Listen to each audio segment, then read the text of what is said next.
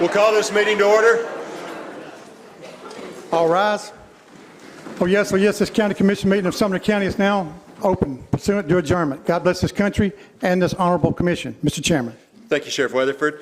Before I introduce our pastor tonight, let me encourage everyone to keep the Turner family from Hendersonville in your prayers. Corey and Kim Turner. Corey has a career, also has helped out tremendously with Tennessee United Soccer for many years. His wife, Kim, is helps with traffic in Hendersonville at a Hendersonville High School, Nanny Berry and Ellis.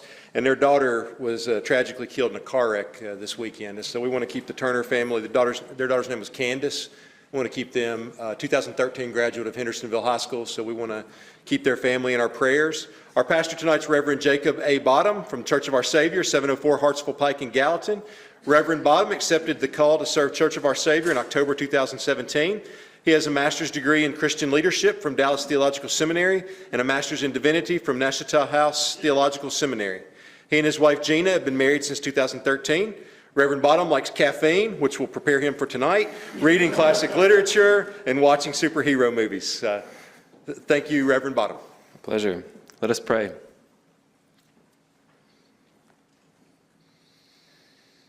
Oh God, you have bound us together in a common life. Help us in the midst of our struggles for justice and truth to confront one another without hatred or bitterness, and to work together with mutual forbearance and respect.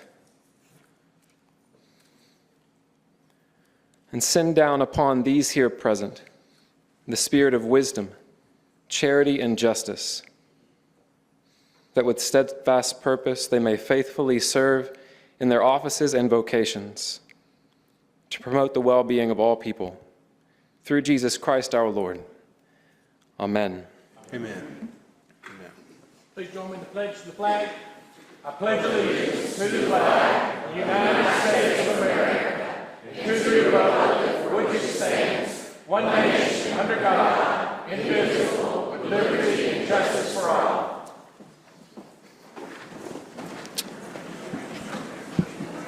Mr. Kemp, let's check the roll. Roll call is now open. Each commissioner, please record your presence.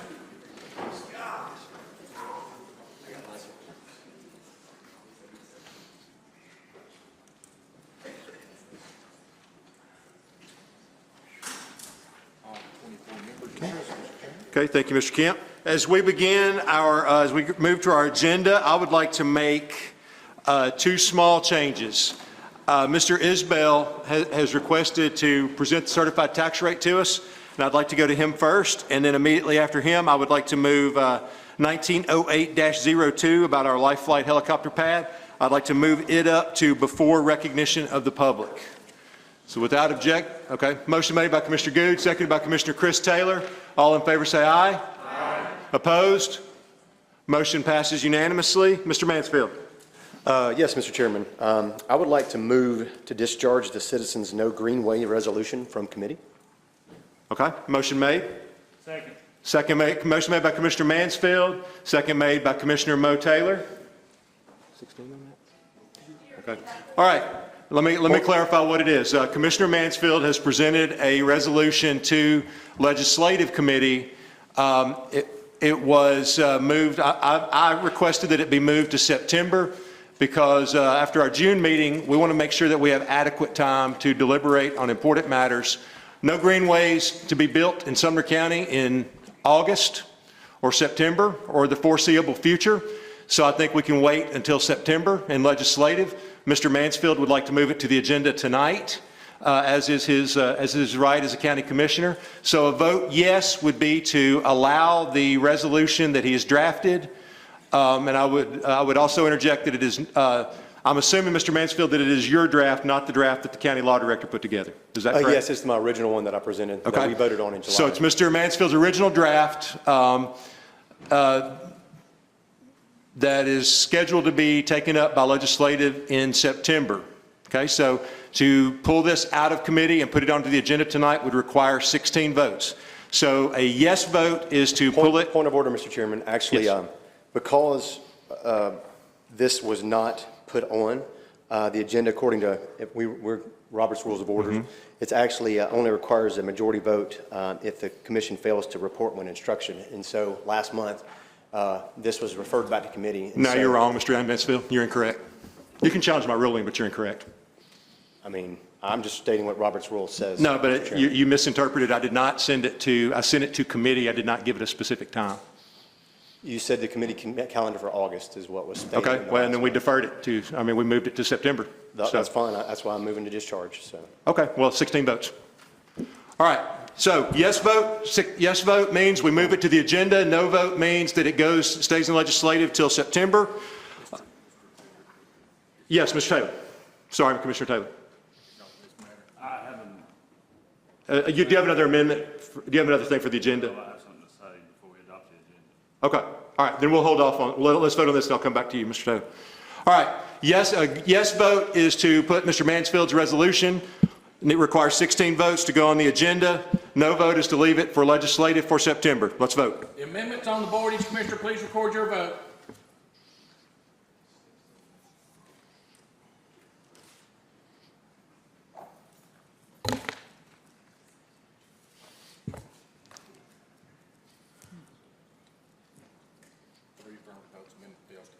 Okay, thank you, Mr. Kemp. Commissioner Taylor. Yes, sir. And I'll be completely honest with you. I'll be speaking against something that I've always fought for. But I had a lot of conversations with different people from the state last week and did research on adopting a tax levy and setting budgets during the same meeting. I've always thought it made practical sense to set your tax rate before you set your budgets. Well, the County Commissioners Association disagreed with me, and they said that they believe that you should pass your budgets before you pass your tax rate, because you could pass a budget that's not funded by your tax rate. So I would like to move item number 3 under the chair to Budget Committee after the 2 budgets. Okay. Second. Motion made by Commissioner Taylor, seconded by Commissioner Mansfield. Let me explain what we have here. Commissioner Taylor, let me make sure I've got what you want to do correct, so help me if I misstate what you're saying. Yes, sir. All right, my understanding is you want to take item number 3, which is under the report of the chair, accepting the certified tax rate and fixing the levy in Sumner County. You want to take setting the tax rate and move it from under the announcements from the chair to budget after the, so it would be number 4 under the Budget Committee. Is that correct? Yes, sir, that'd be fine. Okay. So a yes vote would be to move setting the tax rate from under the report of the chair to item number 4 under the budget process. All right. Motion's been made and seconded. Commissioner Chris Taylor. Sir, the reason it was done this manner was, one, that we're allowed to do it this way, and two, there was a lot of discourse and just a lot of people that were upset at the idea of passing a budget before we passed a tax rate right now, because they felt the budget would force a tax rate upon everybody, that you'd be stuck voting for that regardless as a minimum. So we wanted to make sure everybody in the commission had free opportunity to discuss it, debate it, and vote on it as a whole without having their arm twisted. So that's why the tax rate was placed first on it. Okay. Thank you, Commissioner Taylor. All right, so again, yes vote is to move it from where it currently is under the report of the chair to the last item on the Budget Committee tonight. A no vote is to leave our agenda as it is with the certified tax rate, or with the tax rate levy being set under the report of the chair. See no one else in the queue? Let's vote. The amendments on the board, each commissioner please record your vote.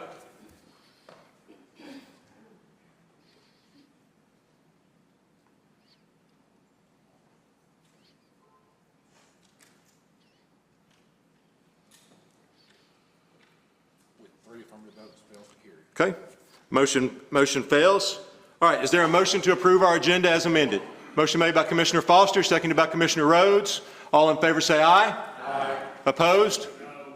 Okay, let the record reflect that Commissioner Mansfield and Commissioner Mo Taylor voted no. Motion carries 22-2. Anyone else wish to abstain or vote no? Okay, by a vote of 22-2, our agenda is adopted. Your minutes are before you. Is there a motion to approve our amendment, or excuse me, our minutes? Motion made by Commissioner Nipper, Second. Second by Commissioner Goode. Sorry, Mr. Ring, saw him first.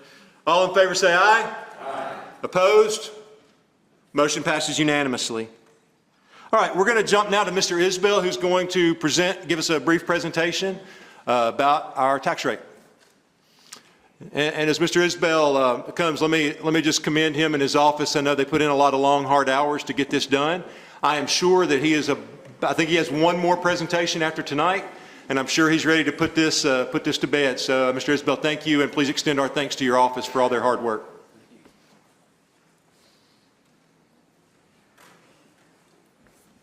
All right, this is something that we put together that we've taken around to the various cities and in the county. And basically what it is just a summary of where we are with the reappraisal and an opportunity to share the certified tax rates for all the cities. Our growth numbers for Sumner County overall was 36.20%. You can see the breakdown based on the commercial, residential, farm, and so forth. But overall, we saw a growth in value for the county of 36.2%.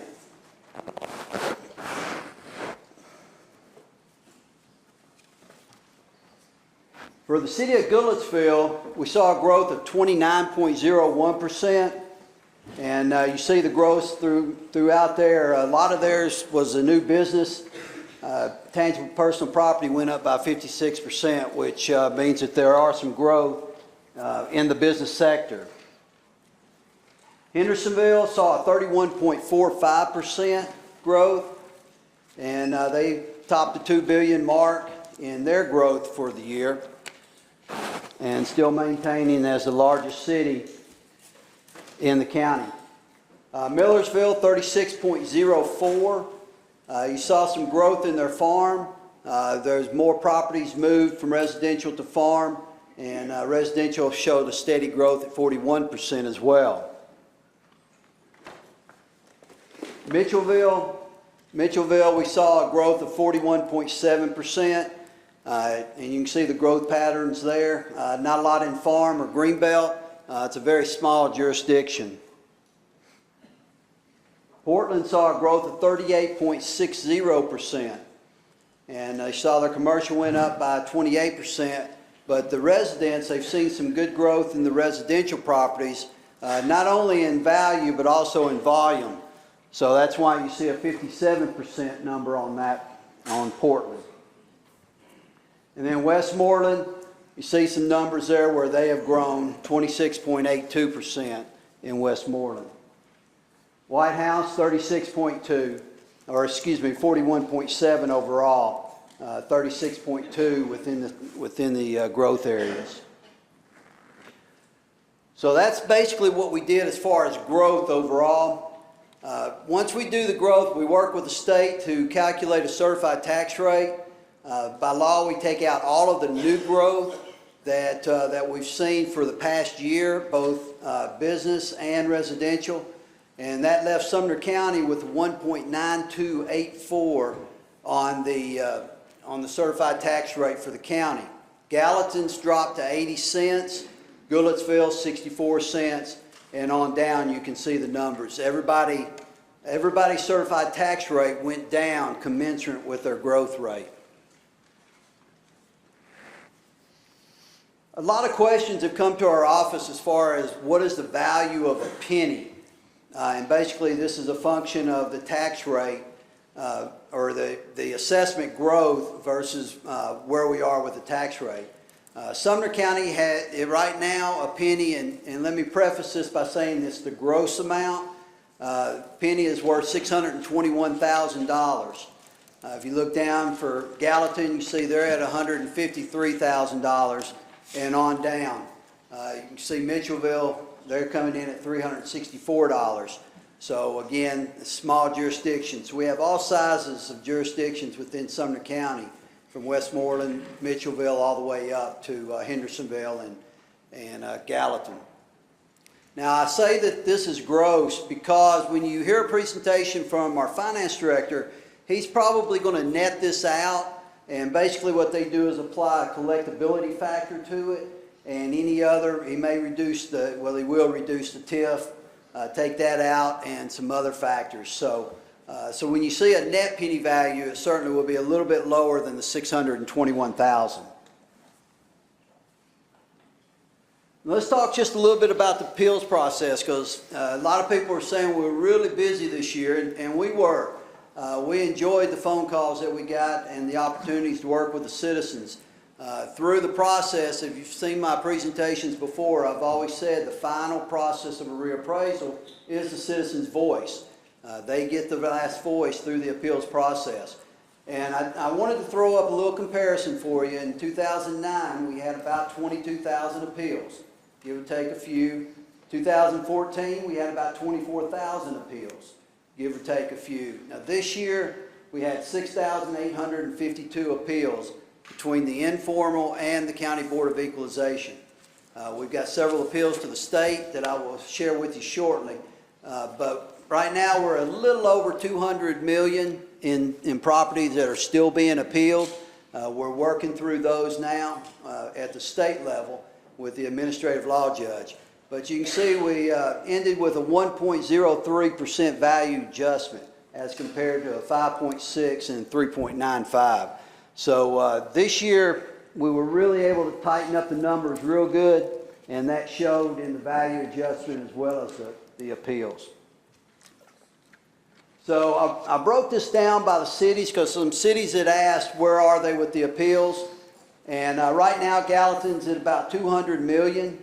They've got 14 commercial, 14 residential. So it's easy to tell that there's a couple of big players in there that are appealing their property values. Goodlettsville, just under $1 million. Hendersonville's got about 126 million under review right now. They've got 17 commercial and 100 residential properties under appeal right now. And then you can just see the rest of them. Portland's 3.8, Millersville's 1.5, and so forth. So we've got a lot of appeals out there that are still pending. We'll be working with the attorneys for those firms that are appealing them and the tax representatives to reach an equitable settlement on all of those appeals. Now, I will say that this is something that we keep in a spreadsheet, something I do share with our finance director as he requests it. But anytime you want to know where we are with the appeals process, you're welcome to come in or call me, and I'll be happy to share the spreadsheet with you and let you know where we are. And that is basically the summary of where we are with the reappraisal. We're pleased with where the numbers landed, pleased with the valuation models that we used, and I will entertain any questions or comments from this legislative body. Any commissioners have a question for Mr. Isbell? Just to thank him for his help with the budget workshops we had earlier this year. Yeah. Mr. Isbell's office did fantastic work. Thank you. Yeah. Thank you, Mr. Isbell. I know you've got a big meeting. I'm off to the airport. Yes, sir. So thank you for your presentation. Chairman, I've got one question. Oh, yes, sir. Was there a manufacturer or warehouse that we had to pay back because they won a state appeal for over $100,000? Manufacturer's warehouse. All warehouse. I don't remember that specifically. You got some more facts on it? Well, I was told back in April. We may have. Yeah, I'd have to go back and look. It was a gap. Okay, yeah. We've been in quite a battle over the past 3 years with GAP.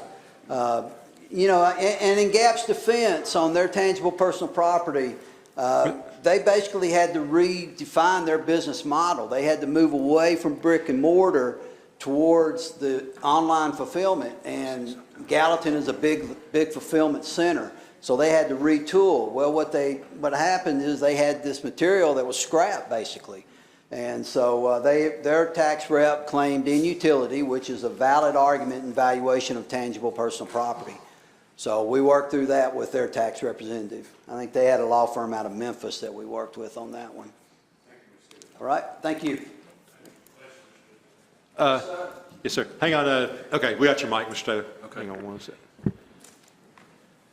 There's a lot of greenbelt property in our county. What's your explanation for what the state chose to do on that this year? and the impact that it will have on our farmers and Yeah. ranchers and Now, as you know, the use values are set by the state. We'll set the market value, but the market value is really irrelevant versus the use value. The use value is set by the state, and basically what they do is they come in, they pull all of our farm sales, we supply that to them, and then they do a market study.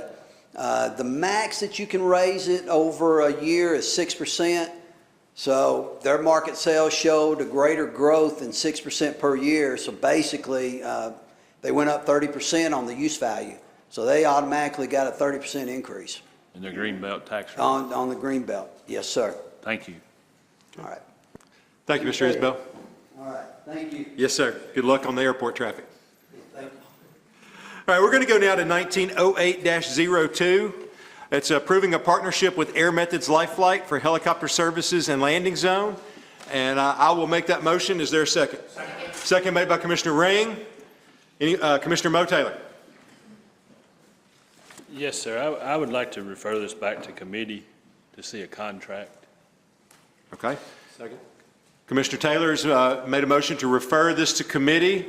And I voted for this in the General Operations Committee, so I'm not opposed to it. Right. But I just want to see something in writing to know for sure what I'm voting on.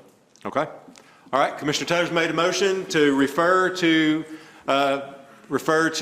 legislative committee to see a contract. Mr. Mansfield seconded. I see no one else in the queue, so let me be clear. Without any objection, Chief Miller, did you want to speak about this? Okay. You can go to that microphone right there, sir. Or actually, just come to this one. It's already on.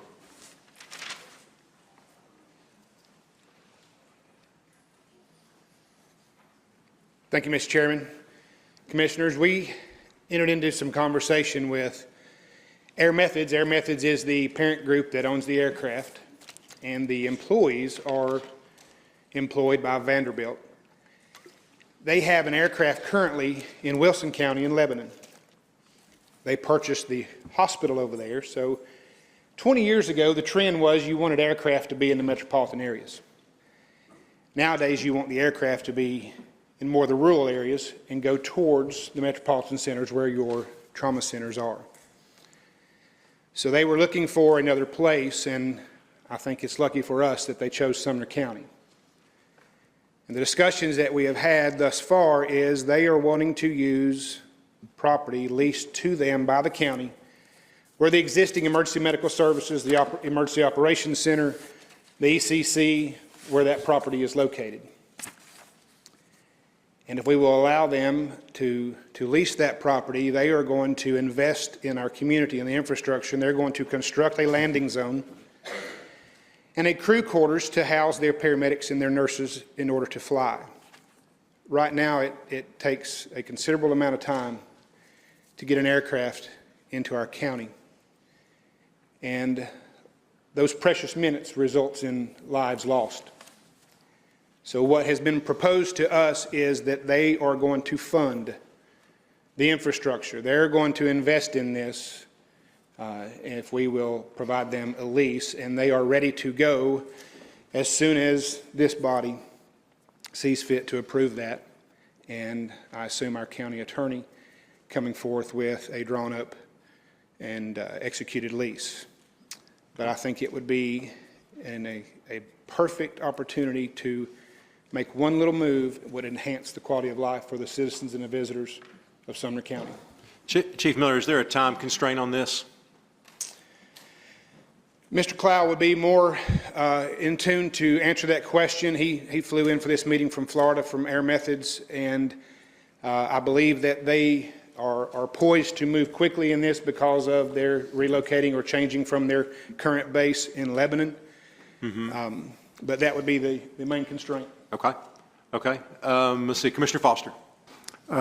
Chief Miller, if I remember correctly from our budget meeting, you said the only outlay the county might have is that the entity may want some help on some building permits, some relief, some minor cost abatement for that. Is that correct? That is correct. I think that would be more or less a good show of faith that since the county would be the property owner per se, that any building permits and construction fees, things such as that. But the actual cost of the infrastructure has already been calculated in by our methods, and they're prepared for that investment themselves. Thank you, Chief. Mr. Chairman, I voted for this in the Budget Committee, and since the county would have a minuscule outlay of funds, and this would be entirely to our benefit with them absorbing the cost, manning the structure, building the structure, I see no reason to delay this advantageous situation to the county, so I will vote no against the refer. All right, so let me clarify. There's no one else in the queue. Let me be clear.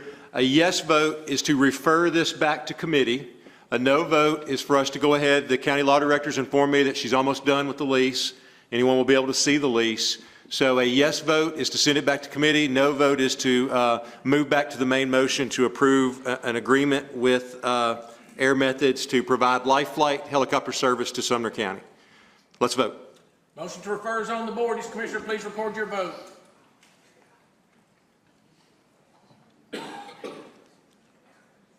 All 24 votes are entered. Does anyone wish to change your vote?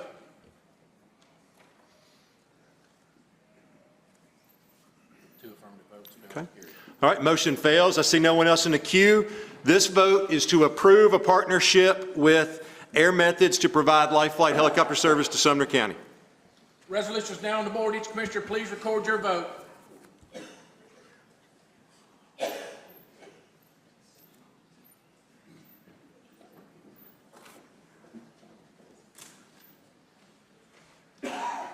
With 22 affirmative votes, resolution is approved. All right. Thank you, Mr. Kemp. Thank you, Chief Miller. And Mr. Cloud, thank you so much. We look forward to working together, and thank you for helping provide an invaluable service to the residents of Sumner County. Thank you.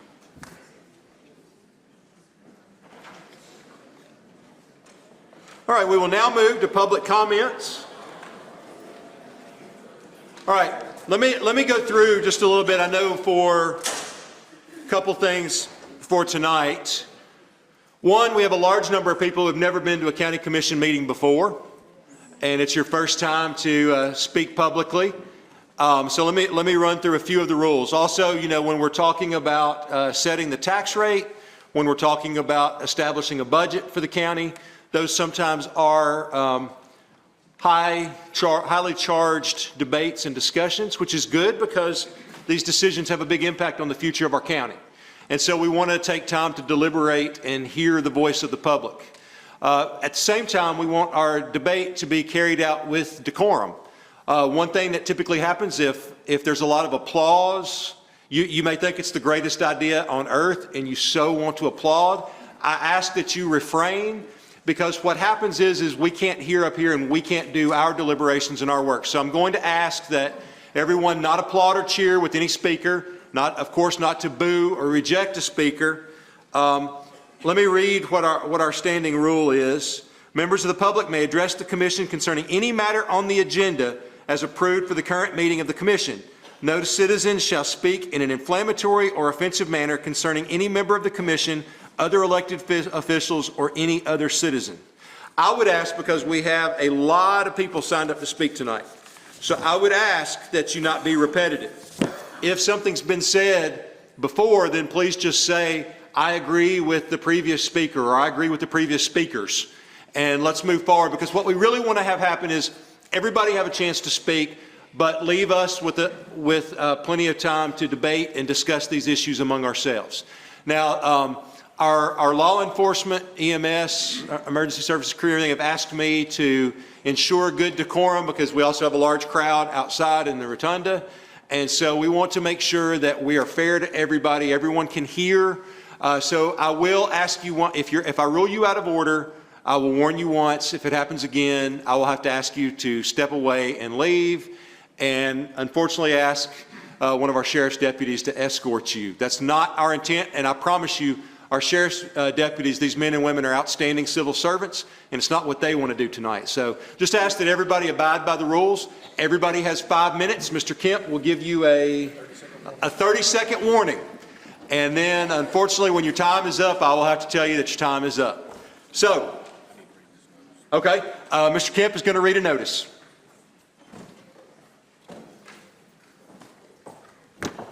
The Board of County Commissioners of Sumner County, Tennessee will conduct a public hearing at the regularly scheduled meeting of the body on Monday, August 19, 2019 at 7 p.m. or soon thereafter on the intent of the county to potentially exceed the certified tax rate. The public hearing will be held at the Sumner County Commission Chambers, Administration Building 355 North Belvedere Drive, Gallatin, Tennessee.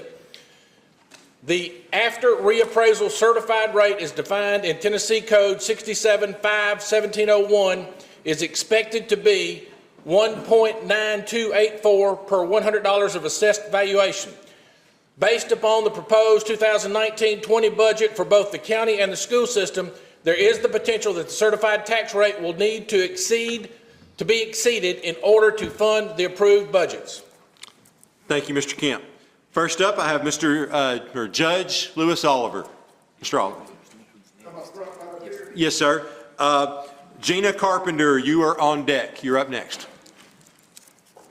Good evening, ladies and gentlemen. I'm the presiding judge of the 18th Judicial District. And in order to eliminate other speakers, I'm speaking on behalf of all the elected judges, the 6 elected judges here in Sumner County. Judge Thompson's out of town. Judge Gay is present here in the courtroom, or in actually the meeting room. Judge Hunter is present here tonight. Judge Carter is present here tonight. Judge Howard is not present, but he has sent the magistrate Bagley to represent him. So we're all in accord with the statement we're making tonight. I'm a longtime resident of Sumner County, grew up here in Sumner County, and this is the very first time that I'm aware of, having grown up here and practiced law here for 32 years, and having been a judge here for 5 years, that we've actually done a comprehensive study to try to decide how to handle the judicial system facilities in Sumner County. Right now, we're scattered all over Gallatin, trying to have juvenile in one place, general sessions in another place, criminal in a different place, civil, which would be circuit and criminal, or circuit and chancery, in a third place. This is an opportunity for us to put all of these courts together. This is not done to satisfy the judge or to satisfy the sheriff. This is done to benefit all the citizens of Sumner County. This will provide security for everyone. We hear about various tragedies that happen. We don't want that to happen in Sumner County. And this facility, as proposed, certainly will provide that security. It will also provide parking. It will keep the courthouse in downtown Gallatin. And so the judges, without question, support the funding of the proceeding of the courthouse, the new judicial center. We support the budget as recommended by the Budget Committee, and we support the proposed tax rate of $2.26. Now, that is the position of all the 6 elected judges here in Sumner County. Now, on a personal note, I'm the husband of a retired teacher. I'm the brother of a retired teacher. I'm the father of a current teacher, and I'm wearing red to support education. Thank you very much. All right, let's not applause, y'all. Thank you. Thank you, Judge Oliver. Ms. Carpenter. Next will be Kurt Janke, I believe, and I apologize if I mispronounced your name. Ms. Carpenter, would you please state your address for the record? Yes, Gina Carpenter, 742 Douglas Bend Road. I support our teachers. I support the proposed $4,000 pay increase for teachers. I can't speak to the other certified staff that are getting these raises because no one has provided a colorful chart comparing their salaries to others in the county, but I do support the increase for our hardworking teachers without a doubt. What I do not support, and what I think is completely inappropriate, is the false narrative that has been created in order to pit citizens against each other. I am exhausted trying to defend the responsible questioning of our government and how they spend our money. Teachers are exhausted trying to defend a pay increase. I would think that the elected representatives are exhausted trying to divide us. It's exhausting watching anyone who asks thoughtful questions about funding get thrown under the proverbial school bus. Ask yourself why there is such a hardcore push to divide us if we all support our teachers. Yes, there may be a couple of people out on social media who say that teachers don't deserve a raise, but that hardly represents the majority. I have yet to speak to one single person, citizen or commissioner, who does not support your raises. To pretend otherwise is just dishonest. This is a tax and spending debate, not a teacher salary debate. Teachers, you can release that anger that has been encouraged through social media. I am not your enemy, and I would venture to say there is not a single enemy of yours in this room or that room out there. We do support you. Unfortunately, along with your raise, you're going to get a 17% tax increase. The proposed tax increase is 34 cents. Only 12 cents of that is being requested by the Director of Schools for certified staff pay increases. And then the actual teacher raises only account for a portion of that. So your raises account for less than 35% of the proposed tax increase. Ask yourself why teachers specifically are being directed to demand 2.26 tax rate when only 35% of that pertains to your salary increase. Ask yourself why teacher raises were not part of the discussion until 2 months after the budget was to be voted on by the commission. They'd like you to believe that this request is a year early, but they're asking for the money right now. That's why we're all here. Ask yourself how the county's budgeted revenues increased over the last 4.5 years, and the budget surplus increased well over their budgeted growth, yet no plans were made for teacher raises with all that extra money, $32 million. Where did that money go? Was it spent on what was it spent on that took precedence over teacher salaries? The people pushing for this tax increase at the final hour are the same people who should be held accountable for how much our teachers currently make. It is my opinion that teachers have not been made a priority. Among this divisive narrative, there is a forgotten group. They are taxpayers who are teachers, who see clearly that this isn't an us versus them issue. I've heard from several today who've said things like this to me. What color shirt do I wear when I want to raise and a fiscally responsible and transparent government? I don't want to be part of this red shirt rally that is designed to separate us, but I don't want to go against our principle. We're afraid of retaliation if we don't go along with this, but we are in agreement with you. We're tired of being told that we can't speak on certain issues, but then they direct us to speak out on others. The timing of this makes me think that there is another agenda being pushed, and I am the vehicle. Ask yourselves why teachers are being intimidated and only allowed a voice when it benefits a specific narrative. Since I know I can't just say give teachers raises but don't increase my taxes, I did come up with a list of alternative ways to fund the raises. I came up with this by following along and attending meetings over the last year, as well as digging and asking questions. I know that not everything I suggested would be feasible, or that maybe there's some information I don't have, and that would make some of the suggestions impractical, but I did give it a shot. I simply want this commission to thoughtfully consider other viable options and an open dialogue. I support our teachers. I have served as PTO president. I volunteered my time and money at our schools for the last 13 years, and I have many friends who are teachers. So if I can help save them even a few pennies on their tax raise, then I will have succeeded in helping teachers keep more of the raise that they will be paying for. Thank you. Thank you, Ms. Carpenter. Mr. Janke, Mr. Andy Gilley will be on deck. Mr. Janke, if you could state your name for the record when you get up here. I'm sorry.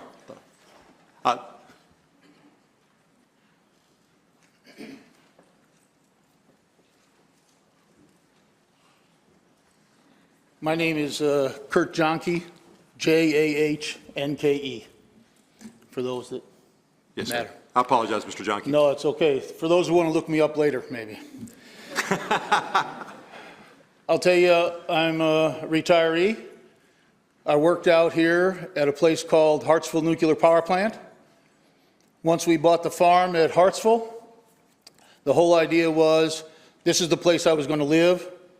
In between construction jobs, as we moved across the United States. I've worked on the Gulf Coast, through Texas, North Dakota. I did land in California, but you can't hold that against me. The thing is, when it's time to retire, we came back. We actually sold the farm in Hartsville and bought a place in Castilian Springs. So being a retiree, I'm on a fixed income. But I'll toss in, I'm also an active member of Operating Engineers Local 501. For many years, I fought for employees to have raises. But you cannot continue to have raises without some kind of physical understanding of what's going on. I have seen one or two cities in California where the cities overspent on some pretty nice projects. It's a very small community. Inside the city limits was less than 5,000 people, but they had a very nice pool. Unfortunately, they chose to do it on gas and electric as compared to solar, so things had to change because they could not keep the pool open and they could not keep raises for the employees. Something had to give, so they cut out all the medical for the employees. That was 6 months before they closed the pool. I don't have any extra money, but through my own planning, I do have rental property. And with that rental property comes along with blogs and internet chat lines. Most landlords, I believe, in Sumner County have agreed that whatever's passed here tonight, we will pass along to the tenants. If the tenants don't want to live here anymore because they can't afford it, they just have to move out. And that's the line that's going to be drawn, because there won't be any room in North Nashville for those who can't afford to live here in North Nashville.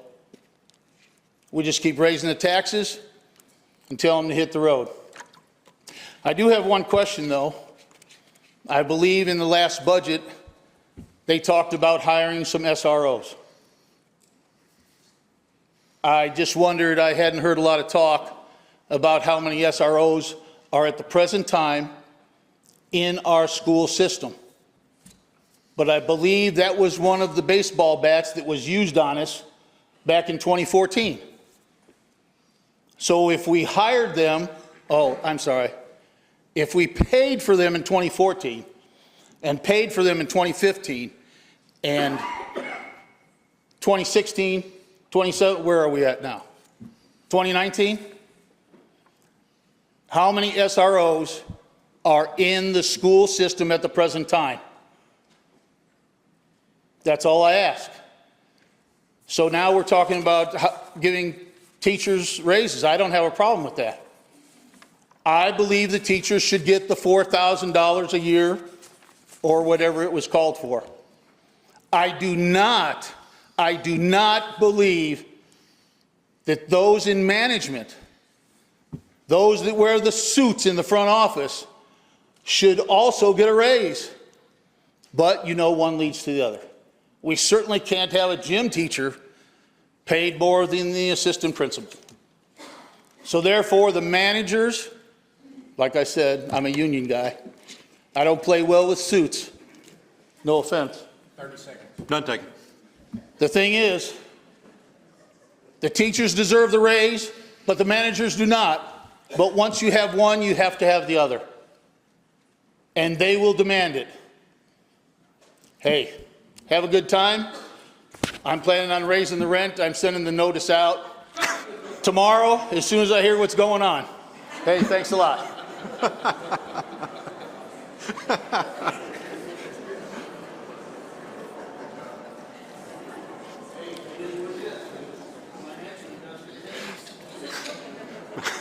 Mr. Gilly. Lisa Herron is up next.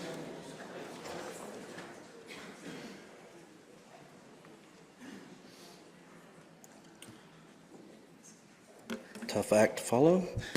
Thank you, Mr. Chairman. Thank you, members of the commission. My name is Andy Gilley. I live at 115 Sugar Maple North in the city of Hendersonville. I am the Parks Director for the city of Hendersonville. A former alderman in the city of Hendersonville, thank goodness, and an 18-year Sumner County teacher, and the son of a 36-year Sumner County teacher. I'm here tonight, however, to speak to you about the tourism budget, which goes hand in hand a lot with education, as we have in Sumner County a school park agreement with the city of Hendersonville. Many of your Sumner County schools use our park facility to host tournaments and events. We use tourism dollars from the county and the city to help bring those events to the city of Hendersonville. My request of you tonight is to fully fund the request made by the tourism director that was approved by the budget committee. I can tell you firsthand, before I was an alderman, before I was a parks director, I was just somebody who drove around the city on Sunday afternoons in Hendersonville and noticed that our ballparks sometimes were empty. I made it a personal goal to help bring events there. This was about 3 or 4 years ago. I think we've done a pretty good job of that, but I will tell you the first person that I was told to go talk to was Barry Young. That was 3.5 years ago. Why did I need to go talk to him? Didn't even know who he was. And they said, go talk to him, he will help you. I will tell you, you do not have, there could not be a better steward of your county funds that come from the hotel motel tax than Barry Young. I will tell you that when he asks for something, it's because he knows that it's needed and it's going to be used properly. I hope to do the same thing as we just passed the hotel tax in Hendersonville, directed towards tourism. I hope our board trusts me like you all have trusted him to do such a wonderful job.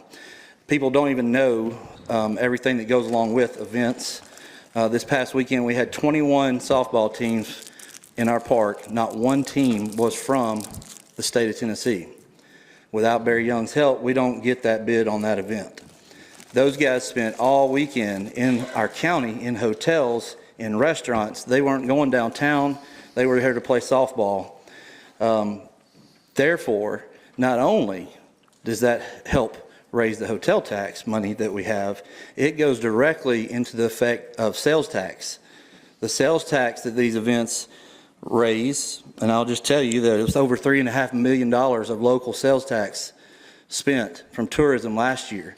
That helps you keep that rate lower than you're going to have to set it at if you didn't have that. Without the tourism budget, without hotel tax, without us working, Barry's my best friend now. I didn't even know 3.5 years ago. When it comes to events, he's my right hand. I just fully and strongly encourage you to support that part of your budget. Obviously, the shirt I have on is red. It says home team on it. I've sat, not in this seat to vote, but I've sat in a seat where you vote, and I know a bunch of you on both sides of any argument got beat up a lot on the last 2 weeks. And I appreciate what you all do, what you all go through, no matter how you end up voting. To have to tell people that you grew up with or people that your neighbors that you don't agree with them is one of the hardest things I've ever had to do. So I appreciate everything that you all do for our county. Thank you. Thank you, Mr. Gilley. Ms. Lisa Herron, Mr. Lance Taylor, you're up next.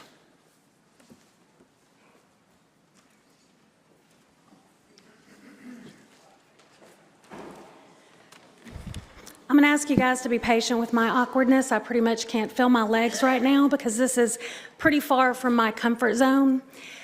But I also want to thank you guys for allowing me to be heard. I want to thank each of you for your service to this fine county. It's become more apparent to me, more now than ever, how unfortunate and nasty local politics can be. And I am well aware of the sacrifice that you each make, and it's appreciated. I'm a proud employee of Sumner County Schools. I'm the manager of nursing and health services for Sumner County. I'm also a mother of 3 students that are educated in this system. I work with some of the most dedicated, selfless nurses that I've ever had the pleasure of working with. And I've had a long career thus far in nursing. most of them knew when they made the move from healthcare to the school system, it was going to be a sacrifice. We all expected that at some level. They knew there was going to be a pay cut. Despite their earning capacity being double plus what they earn in the schools, they still chose to make the move, and most of them have chose to stay. At this point, they really just want to be paid a comparable wage to a like profession in a district near ours. I know someone mentioned that they had not seen the other scales, and I just wanted to say that the nursing scale is comparable to what you've seen for the teacher scale, with Sumner County school nurses being paid at the very bottom and all the other counties incrementally above them. So I know there's been also some questions. I've seen a lot of social media back and forth about whether or not the school nurses are considered certified. That has been something we have discussed since spring, and that is something that has happened, and they are considered certified. So I just want to clear up that. My number's online. Anybody could call me and ask me that question if they wanted to clarify. I'm always available. And something that really hit home, and I really want the commissioners to think about this. You know, I have a lot of fabulous nurses that work with me. They're well qualified. I've hired them from very, very esteemed and established healthcare facilities, and they bring a wealth of knowledge. But just sit with this for a minute. When you know what their earning capacity is, and you realize what they earn, I have single parents that work for me whose children qualify in our school system for free and reduced lunch. That is sad, and we need to fix it, and we're trying. Unfortunately, I did have to say goodbye to several phenomenal nurses last year. 5, I believe, out of the 6 that left cited financial hardship and financial reasons for their departure. I have had numerous nurses with exemplary qualifications turn the position down once they realize the pay scale. This struggle is not just unique to me. It's every hiring manager, every principal. I think we all struggle with the same thing. You know, years ago, medically fragile students didn't necessarily all come to school, and we're there, and they come now, and we want them there.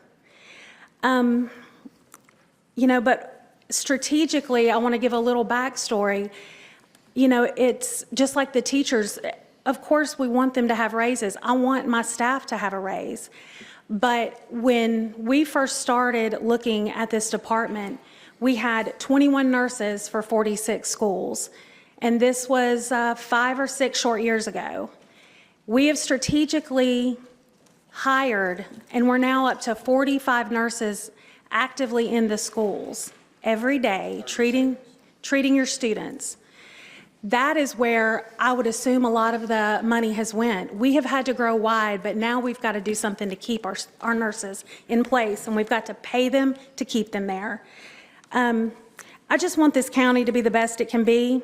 I respectfully ask that each of you pass this proposal in front of you without delay, without more postulating, without name-calling, and for the common good of our staff and our students in mind.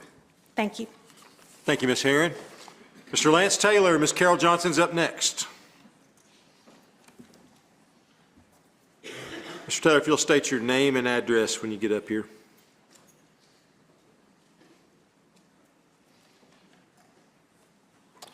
My name is Lance Taylor. I am a resident of Gallatin, Tennessee. I live at 122 Stonehouse Drive. I've been a property taxpayer in Sumner County since 1998.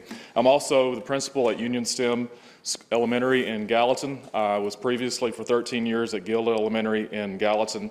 Before that, T.W. Hunter, Ellis, Gallatin Middle School.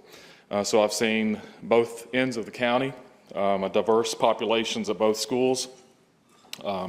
So I've seen how great a school that Title I schools can be, and how great of schools that we have in more affluent areas. I'm also the father of 3 students. 2 have graduated from the Sumner County school system. 1 is graduating early from the University of Tennessee at Chattanooga with a double major. He went through the Gallatin High School with Dr. Becker. My daughter went to White House High School with a fabulous cosmetology program that Mr. Langford and Miss Miller had. I have an 8th grader who is at Schaefer Middle School and will attend Gallatin High School next year. A few facts as we see social media and some of the false comments made, false facts being shared. A few facts from the Sumner County school system. ACT scores over the last 5 years have increased. I think when you get better results, you should get better pay.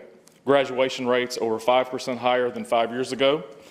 When you perform better, you should get better pay. 45 reward schools, including some that earn that accolade twice, sometimes a three-peat, Dr. Holt. When you are great, you deserve better pay than good. These figures reflect great teachers, pay teachers what they deserve. 5 of 15 STEM designation schools from the state of Tennessee last year came from Sumner County.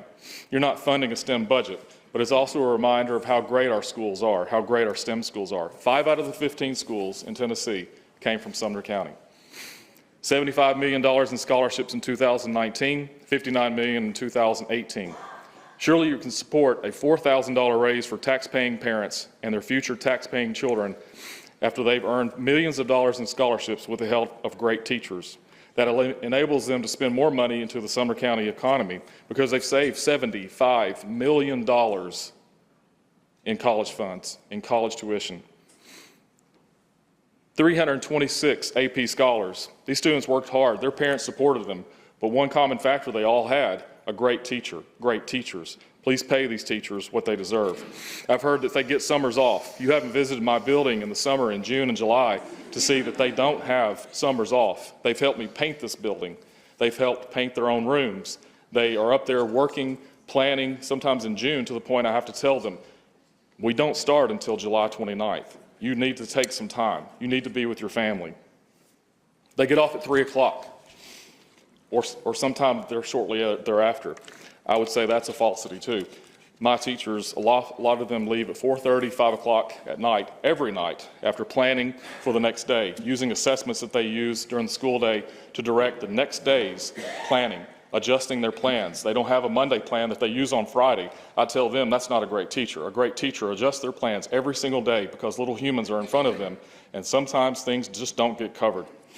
They drive the nicest cars, some say. I drive a 1995 Pathfinder that I bought when I was a teacher at Gallatin Middle School. I still have that Pathfinder. That's my choice, but I don't drive the nicest cars. I saved up so that my son could go to college and we would have no debt. They wear the nicest clothes, some say. I can tell you that teachers also shop at Goodwill, Walmart, different things, hand-me-downs, so we don't wear the nicest clothes, as some may falsely say. Some other things I won't say because they were said in ignorance on social media, but what I don't hear some people saying that are saying these negative things about teachers is how many hours beyond the 37.5 that they get paid every week, each week. I don't hear them saying how much out-of-pocket money that some of them spend on their own choice for their students because they love their students. The fact is Sumner County teachers work approximately 1,400 hours. That's given PD, 7.5-hour days, 180 days a week, a year. When you consider a $36,100 entry level, they make $25.78 an hour. When you work 45 hours a week, which many teachers do, if you worked at that salary, you have actually earned $7,424.64 more that you don't get paid for. If you look at it of teachers that work 50 hours, which many of my teachers do, that's $12,065. I think that's a great bargain when you consider that they're going to get a $4,000 raise, and some of them work hours that equate $12,000 to $15,000 more. Please pass this budget so my teachers get paid for what they deserve. Thank you, Mr. Taylor. Ms. Johnson. Mr. John Duncan, you're up next. Ms. Carol Johnson.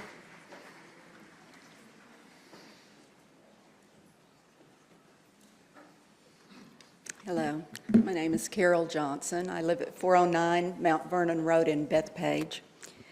I am the nurse at Gallatin High School, and I'm going to approach this from slightly different than Lisa did. I have been a nurse for 30 years almost, and I decided to leave Vanderbilt to come to the school system and give the last few years of my career to public service. I knew that there would be a huge cut, but I make hourly what I made at my first job out of nursing school with my 30 years of experience. You may not realize the kind of students that we have in the school system. At the high school, I have a student with a tracheostomy. I have numerous diabetics. Last year I had 10 diabetics. This year I have 7. I have seizures. I have ostomies. I gave 24 EpiPens last year. I have kids that have asthma and can't breathe. I have everything that I had at the hospital, and I bring my 30 years of experience with me every day to take care of these kids. I wouldn't want to think that someone who didn't have that experience was standing in my place to make the decisions that I have to make. It does not get past me that when I walk in the door every day, I am responsible for the well-being of 1,700 kids and 175 staff. And I expect that if your child were there, you would want someone who knew what they were doing. The nurses that you have in this county right now know what they're doing. Do something to keep them. I appreciate it. Thank you. Thank you, Ms. Johnson. Mr. John Duncan, Mr. Philip Holt is up next.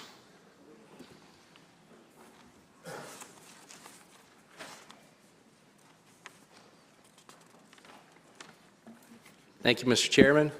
Commissioners, my name is John Duncan. I am the principal at Madison Creek Elementary.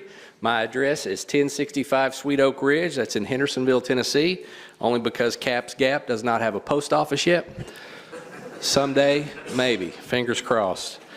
I do want to start by thanking you guys individually and as a collective body for the efforts that you've made toward supporting public schools over the last few years. It does not go unnoticed. I can't thank you enough. There's more money in front of students than there's ever been in my time in Sumner County. We have technology like we've never had. When I hired in '97, we held fundraisers to get new computers. And they were computers that were built in some guy's basement in Lebanon. That's a true story. So we've come a long way since then, and I just want to ask you to show the same level of commitment to our teachers individually that you've shown to our schools as a whole. It was really tough to try and figure out how to make a very compelling case. There are a lot of different angles I thought I could take. I could tell you that teachers are some of the best people you'd ever know. Most of us in this room are parents, and we love our children unconditionally. And some days it's easier than others. But what if I told you I knew some people who love other people's kids unconditionally? That's borderline sainthood, I think. It really sort of baffles me when I watch it on a daily basis in my building. These are people who love other people's kids unconditionally, and they show grace and mercy and love. And I just think we ought to support them as best we can. I thought maybe I could tell you that I was fortunate enough this year to poach a teacher from Murfreesboro City Schools and bring her on board at Madison Creek Elementary. And I could tell you that she was really excited when I made that hire, but I could tell you she was a little less than excited when she looked at her first paycheck at Madison Creek, and it was $1,000 less take-home pay than her last check at Black Fox Elementary. That's a fact. I could tell you that when I showed up at school this morning a little after 6 a.m., my teachers were already in the building, many of them, planning for the day. I could tell you that if you drove past Madison Creek on any school night, 9 or 10 o'clock, you'd see cars in the parking lot. Those are the vehicles of parents who have put their own kids to bed, left them with a spouse, and went to school to prep for the next day, to teach others' kids. I think there's a lot to be said for that. I could go on and on. I could point to strikes that are held in other states, teacher strikes. I could tell you about sick outs that they hold in a neighboring county. That's a joke. You know why we don't do that? Because Sumner County teachers care for kids. Kids are the ones who suffer when those tactics are employed. So don't expect walkouts or strikes or sick outs. Strikes are against the law in the state of Tennessee, but sick outs aren't, apparently. Who knew? Metro people did. You won't catch us doing that. You will not catch us doing that because kids are harmed as a result of that. But I think probably the most compelling case that I could make for you is from a firsthand perspective. It doesn't seem that long ago that I was in a classroom. And to be 100% honest with you, if the pay was a little bit more, I probably never would have gone to the front office. But travel teams and college funds and being the father that I needed to be drove me out of the classroom so I could have a little bit greater earning capacity. And I wouldn't trade that. I mean, all things in a season, right? So it's been good for me. I hope it's been good for Madison Creek. But I can tell you that for 10 of the first 12 years I taught at Beach High School, I lived across the river in Wilson County because I could not afford to live in the district where I taught. Let me rephrase that. In order to live in the district where I taught, I would have had to cut my floor space in half. So, I mean, you can do the math there. Could I have lived in Sumner County? Probably, if I'd been willing to give up half my square footage. Didn't seem like a great idea, and 109 traffic wasn't quite as bad at the time, so I just made the drive. I could tell you that I worked every summer. I worked in hot warehouses. I made hotel reservations for our friend Leon Moore at Show Lodge. One summer I worked at Fairview. Actually, that turned into 2 summers. You know what the greatest perk at Fairview was for a guy that had to work summers? I didn't have a choice, I had to. We got leftover buffet on Sunday afternoon. And as silly as that sounds, this feels a lot like that. They deserve better than leftovers. Let's show them that. Thank you, Mr. Duncan. Mr. Philip Holt, Ms. Tressa Sanders is on deck.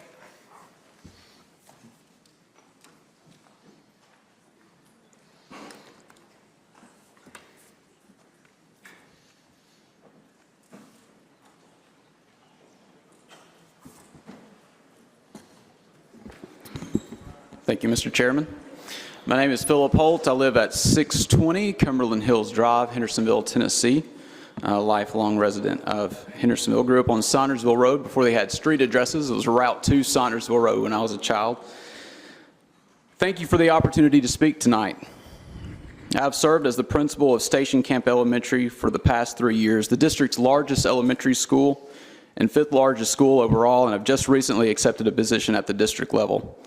I've now been in education for over 15 years, and I'm a 3rd-generation educator. Education runs deep in my blood, and I'm passionate about the impact a teacher can have on a student's life. Station Camp Elementary is just recognized as a reward school for the 3rd consecutive year and is the 5th school in Sumner County to be recognized as a STEM designated school through the Tennessee Department of Education and the Tennessee STEM Innovation Network.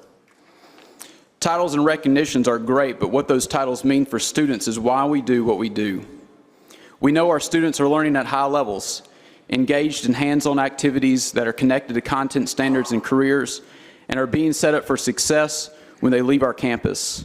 None of this happens, however, without the hard work of our teachers. And this hard work and dedication can be seen in every school across the county. Let me be clear.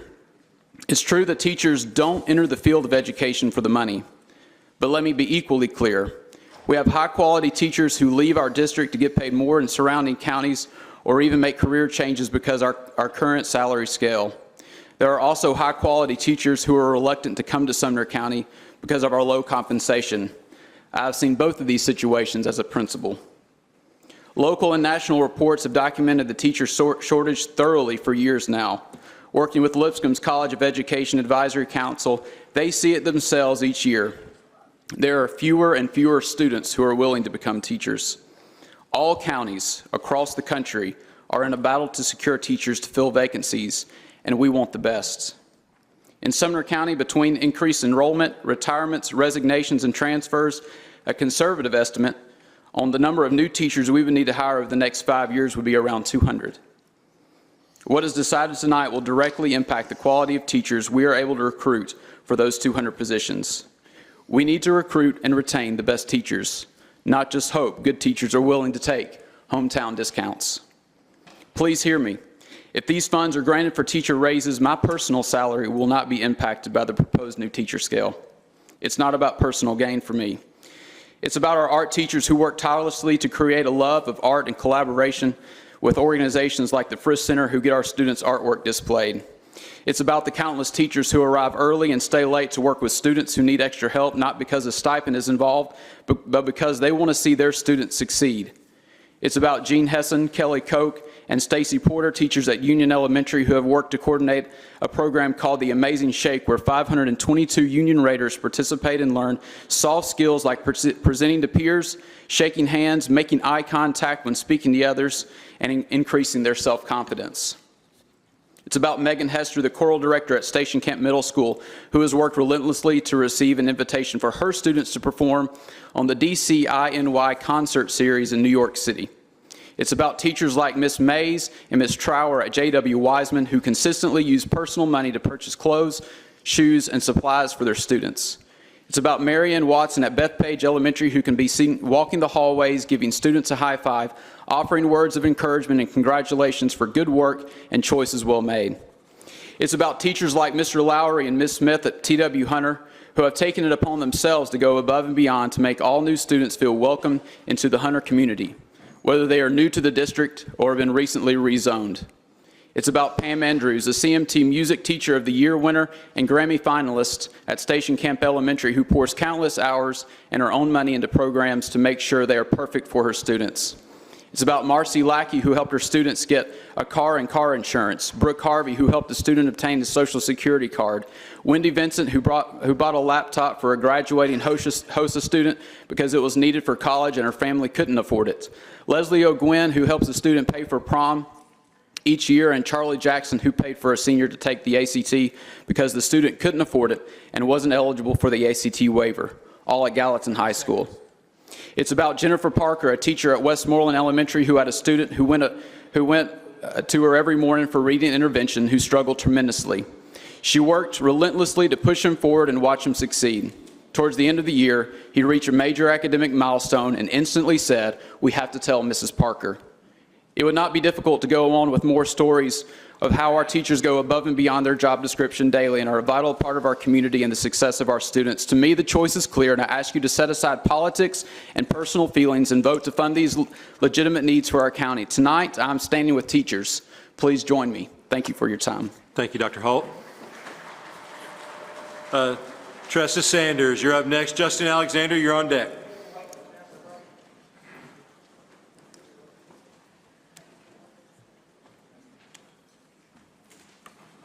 Hello, my name is Tressa Sanders. I live at 103 High Point Anchorage in Hendersonville.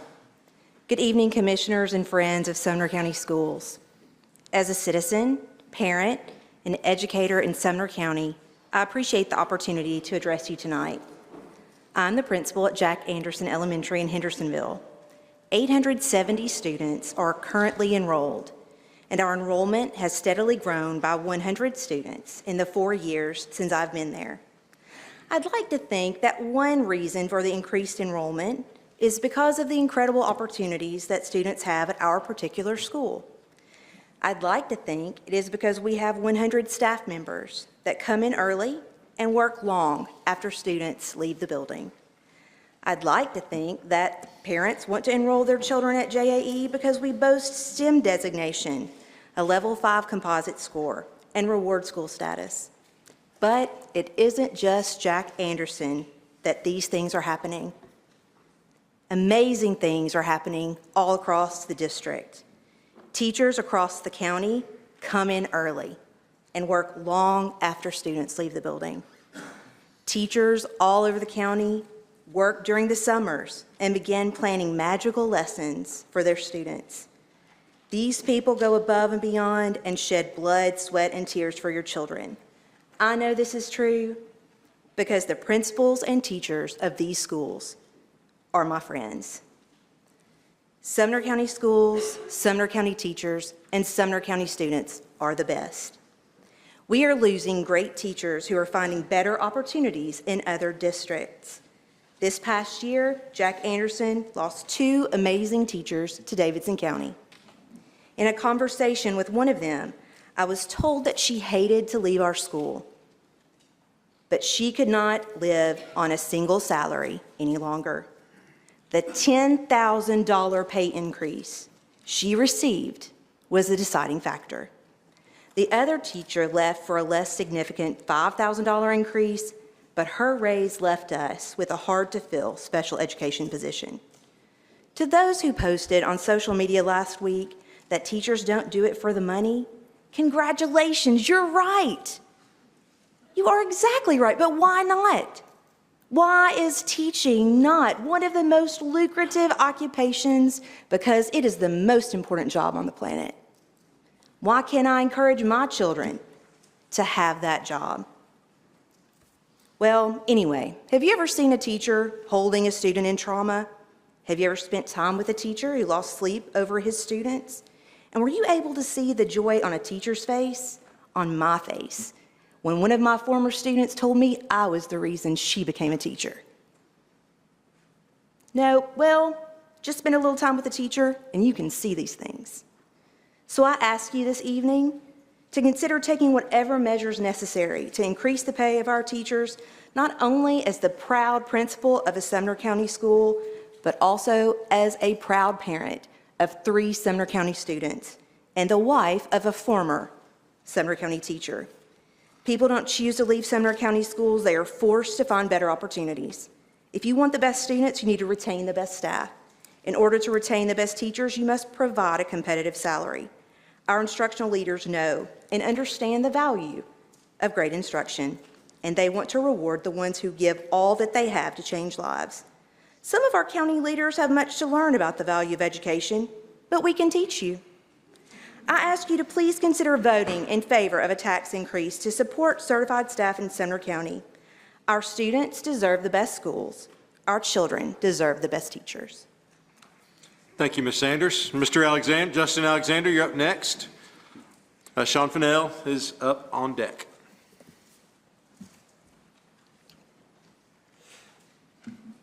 Mr. Alexander, if you can state your address for the record. Justin Alexander, 166 Glen Hill Drive, Hendersonville, Tennessee. I've had the joy of working in education for over a decade now in 2 different counties.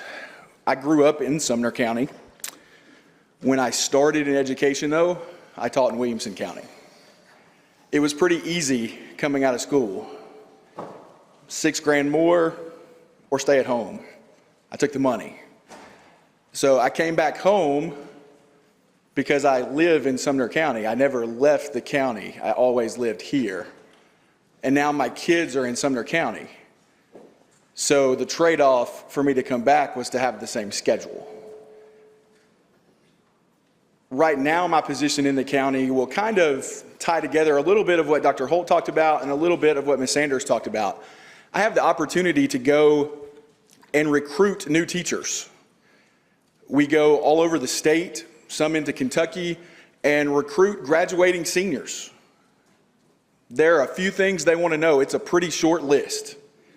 They want to know first-year salary, and then do you have a support system for me so I can grow and become a better teacher? I can tell you we have number 2. We have it at the county level. We have it in every building in our system. So we double up on that. What we need is for us to be able to look them in the eye and say, we can pay you a comparative rate for the counties that surround us. So you may have seen one of my colleagues on Facebook. He's been pretty active. He wanted to be here tonight, Kyle Craighead. And I encourage you to read his post. It talks a lot about the counties around us and the incomes that are there and their pay scale based and compared to our pay scale. We need to shore those things up, because when we go and recruit new teachers, we tell them all the great things about Sumner County and our area, and then they look at our number and they're like, you're lying, because it doesn't match. So we have to convince them. We even came up with county visits so we could bring people from Knoxville, Tennessee, who has never been to Sumner County in to see our county. We brought 7 in this year, and we took them around the county. We showed them the buildings. A lot of the reason they wanted to come and see is because there was some confusion on, okay, if this is such a great place, if it's the greatest place that you say that it is, then why does the pay not match? Because it's not just us recruiting those teachers, right? At every one of those fairs, at every one of those events, Robertson County's there. Wilson County's there. Metro Davidson is there. Williamson is there. They're all there. So we're recruiting actively against those for the best and the brightest. So none of this to me is about a pay raise, especially for me. I want it to bring the best and brightest for our kids. My kids are in those classrooms. Some of you have kids in those classrooms. Let's bring the best and brightest and retain the best and brightest. Every time we lose somebody to another county, that's training dollars that just walked out the door. So a few things before I close up. Again, I encourage you to go read my counterpart, my colleague Kyle Craighead's post. Tonight, the vote, it's pretty simple. Anybody can come up here and say, I support teacher pay raises. To really support it, you got to fund it. So I'm an old history teacher, right? So I'm going to go out on a limb here. You ready? Way back, 1775. Revolutionary War is started. The Continental Army is a thing. People supported it. The Second Continental Congress supported it. However, they didn't fund it. Until it was made very clear, this was the kicker, they had sent them a box of rifles with no flints to shoot the rifle. Let's arm our teachers with the ability to have a competitive wage. Thank you. All right, Mr. Fennell, Ms. Mary Janung is on deck.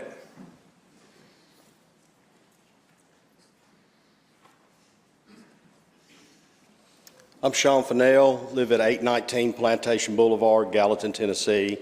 Also, I served on this county commission at one time. Right now, I'm a city councilman at large representing the city of Gallatin.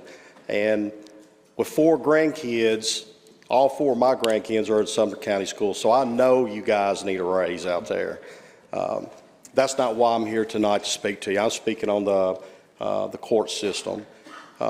In 2016, I was asked, and it was an honor and a privilege to be asked to be on the JPA committee, which is Judicial Planners Association. Back in the day, we traveled to Murfreesboro, looked at their court systems. I feel like I really had a good education through the process.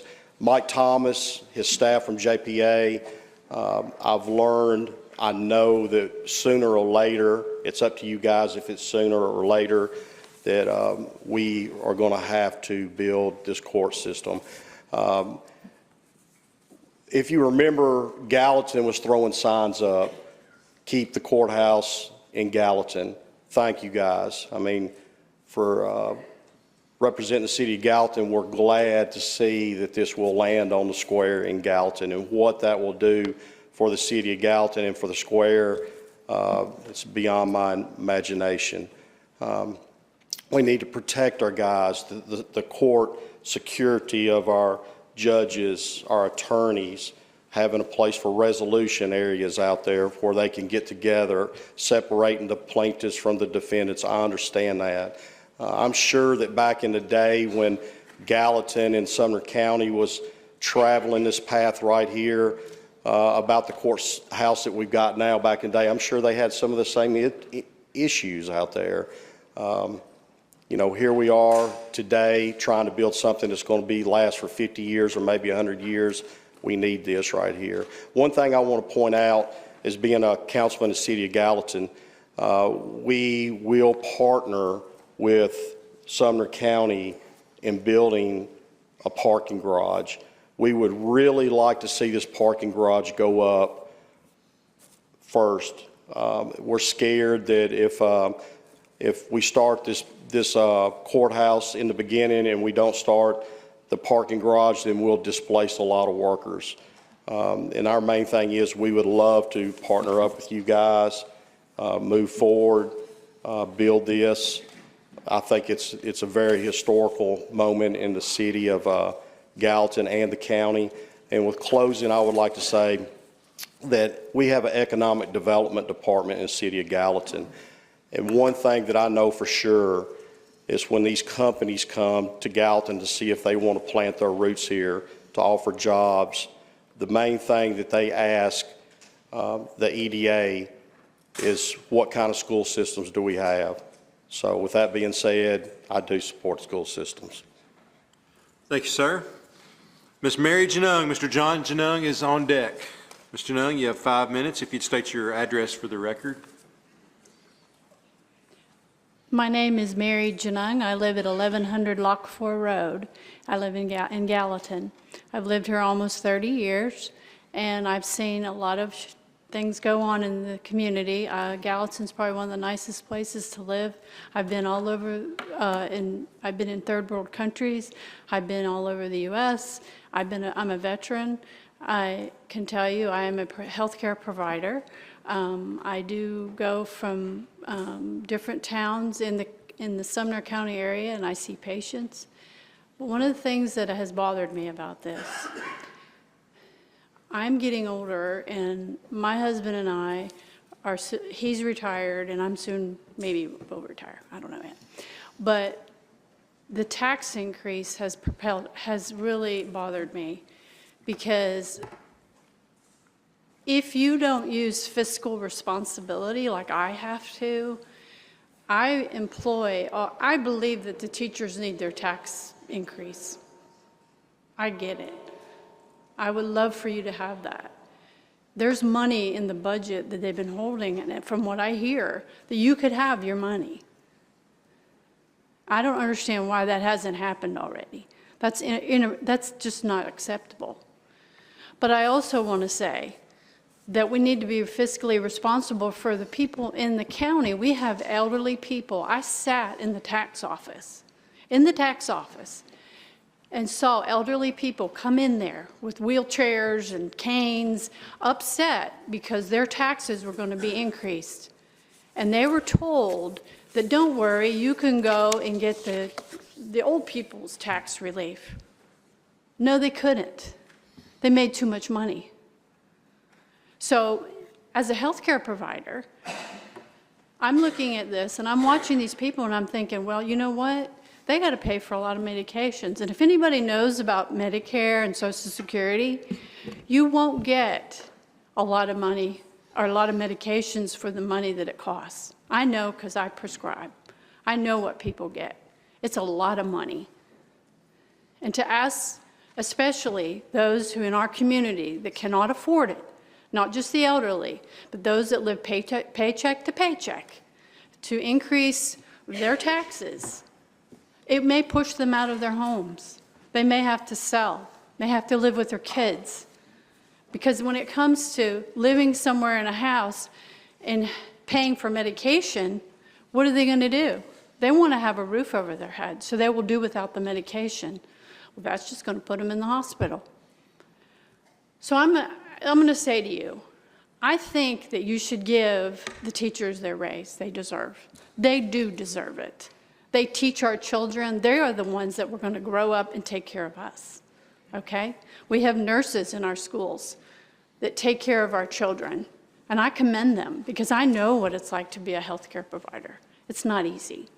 So I would say that when you think about what you're going to do, don't raise our taxes. Be fiscally responsible. I heard about greenways. Well, we don't need greenways if we have to build a building on every plot of land that we have in our county. Leave the trees, leave all that. That's greenway to me. If it's not going to support everybody in the community, well, then why do we need it? We don't need that. We need to take care of our own. And I want everybody in this room and in that hallway out there, to look to each other, look to their left my left, yep. Look to the right and say, how is this going to affect my neighbor, my friend down the street, my grandma, my uncle? Think about what it's going to do to them. But give the teachers their raise. They deserve it. You got the money. It's there. Give it to them. Because I believe in education. I'm quite an example of what education did for me. And I believe in it. And I appreciate your time. 30 seconds. I don't need any more. I've done enough talking. But I want to say that I don't think we need a tax increase, but I do think our teachers need to get what they deserve. Thank you. Thank you, Mr. Janung. Mr. John Janung. Mr. Renee Manwaring is on deck. Mr. Janung, are you also at 1100 Lot 4 Road? That's correct. Okay. You have 5 minutes, sir. Okay, I'm John Janung, 1100 Lot 4 Road. It's true that I have a brother who's a career teacher here. My sister-in-law is a career teacher, and a sister who's a career teacher. So yes, I'm involved. I have bought multiple uniforms and equipment and books and computers, on, because we did not have the money within our budgets at our schools to do that. And we did it as parents or as friends of the school. But that's not really why I'm standing here. We have a budget that our commissioners say is adequate for the year, that they will, that budget will cover everything that they want. One thing that I don't think that you are aware of is that budget does not look at growth. It's on no growth. So as you go from one year and you say, fine, we had this much growth, but they zero it out, but they get the money. Just because they zeroed it out doesn't mean the money's not there. And it goes for next year, and the next year. What I would propose was that you say, be realistic. Look out your window and see Sumner County is growing leaps and bounds. New houses, new stores, new jobs, new factories. And we're ignoring that because we are putting it on a zero growth budget. And anything that they go above and beyond that zero growth budget is money. And it's kind of like a slush fund. You do what you want to it. Use it accordingly. So as we think through that, look at your commissioners. Go to the people that says, well, you have the money. You just don't call it teachers teachers increases. You call it found money. With that, I'll leave you alone. Thank you, Mr. Janung. Ms. Renee Manwaring. Mr. Darren Frank is up next. I would remind everyone right now we have 28 more speakers, so I would encourage everyone has 5 minutes, but if you wanted to cut your talk a little short, no one will hold that against you. No pressure on you, Ms. Manwaring. You got 5 minutes. Accuse me of that before. We're in trouble. Hi, everybody. My name is Renee Manwaring. I live in Goodlettsville, Tennessee. I teach at Beach High School. Thank you, Commissioners. Thank you, Mr. Chairman. Yes, I appreciate being here. I think that the best thing that I can tell you is that, one, I have come from a district that is not our district. They pay way more than our district, but they do not have the teachers and the students and the population that we have in this school. One of the most important in our schools, one of the most important thing that I would say to all of you that are talking about your taxes, we're teachers. Listen, I teach history. I was an English teacher. I don't know about your budgets, guys. I don't know about your budgets. We have faith in you. I do know about my home budget. I've taught for 35 years. I have a spouse who is also a teacher. We don't make a good living. We have a kid in college. We have car payments. My colleagues know about our car issues and our son's car breaking down and all of those things. All of us are in trouble. I met a young lady back there in the back who's a brand new teacher, $36,100.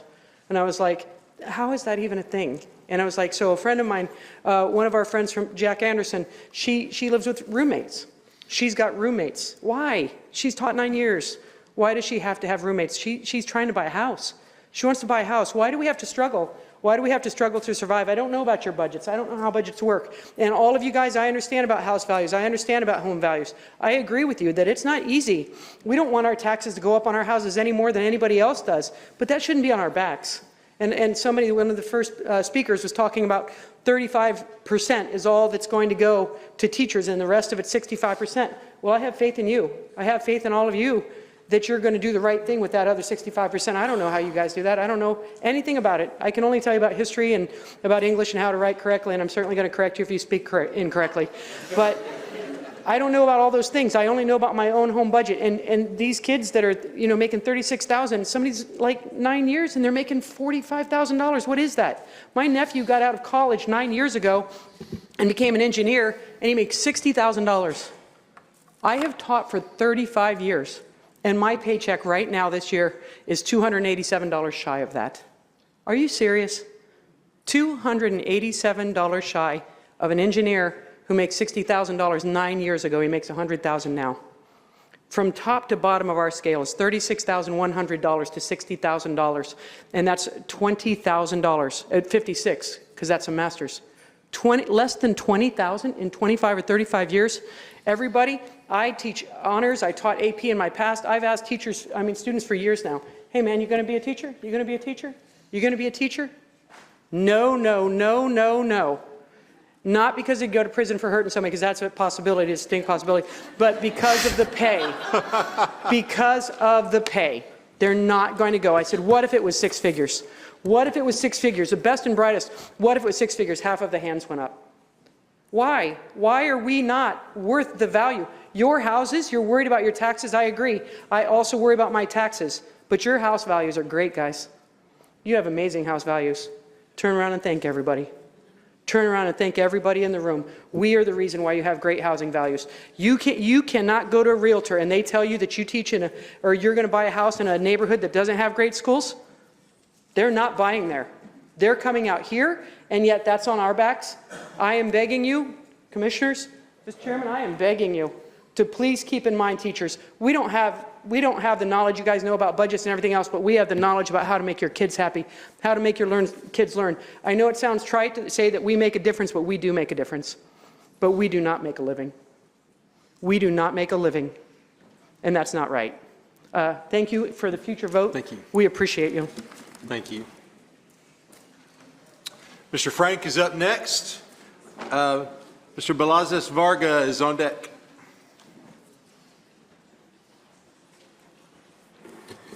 Thank you, Mr. Chairman. My name is Darren Frank. I live at 108 Lawrence Way North in Hendersonville, and I've lived in Sumner County for over 40 years. I'm a proud product of the Sumner County public school system.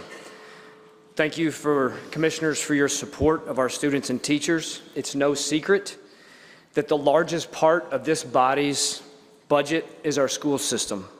While some don't see the benefit of that, I believe you all have set the precedent that our students and their future are your top priority.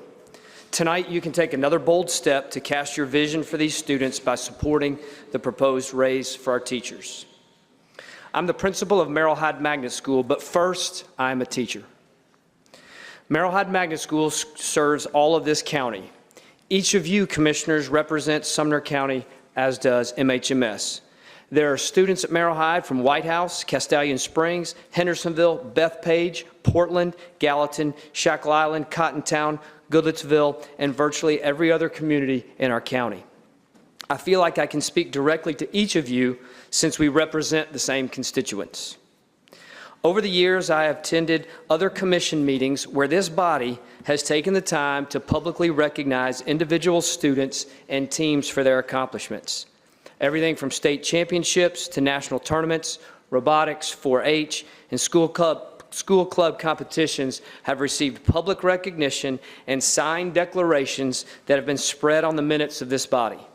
At the end of each group's proclamation, you commissioners have given those students a standing ovation. I'm proud that our government leaders show their pride and affirmation for the achievements of young people. But tonight, I think it's time to figuratively and literally give the teachers who work with these students a much-needed ovation. Earlier this month, 2 separate publications and organizations released rankings of schools across the state. Where is the #1 elementary school located? Here in Sumner County. Where's the #1 middle school located? Here in Sumner County. Where's the #3 high school located? Here in Sumner County. Last fall, the U.S. Department of Education recognized only 6 schools in the entire state of Tennessee as National Blue Ribbon Schools of Excellence. You guessed it, one of them is here in Sumner County. There were 3 schools in Shelby County, 1 in Williamson, and 1 in Rutherford. All of those counties have considerably higher teacher pay than here in Sumner. I share this because your schools here in Sumner County are gaining state and national recognition for the work they do, yet lag behind lower performing school districts in the area of teacher pay.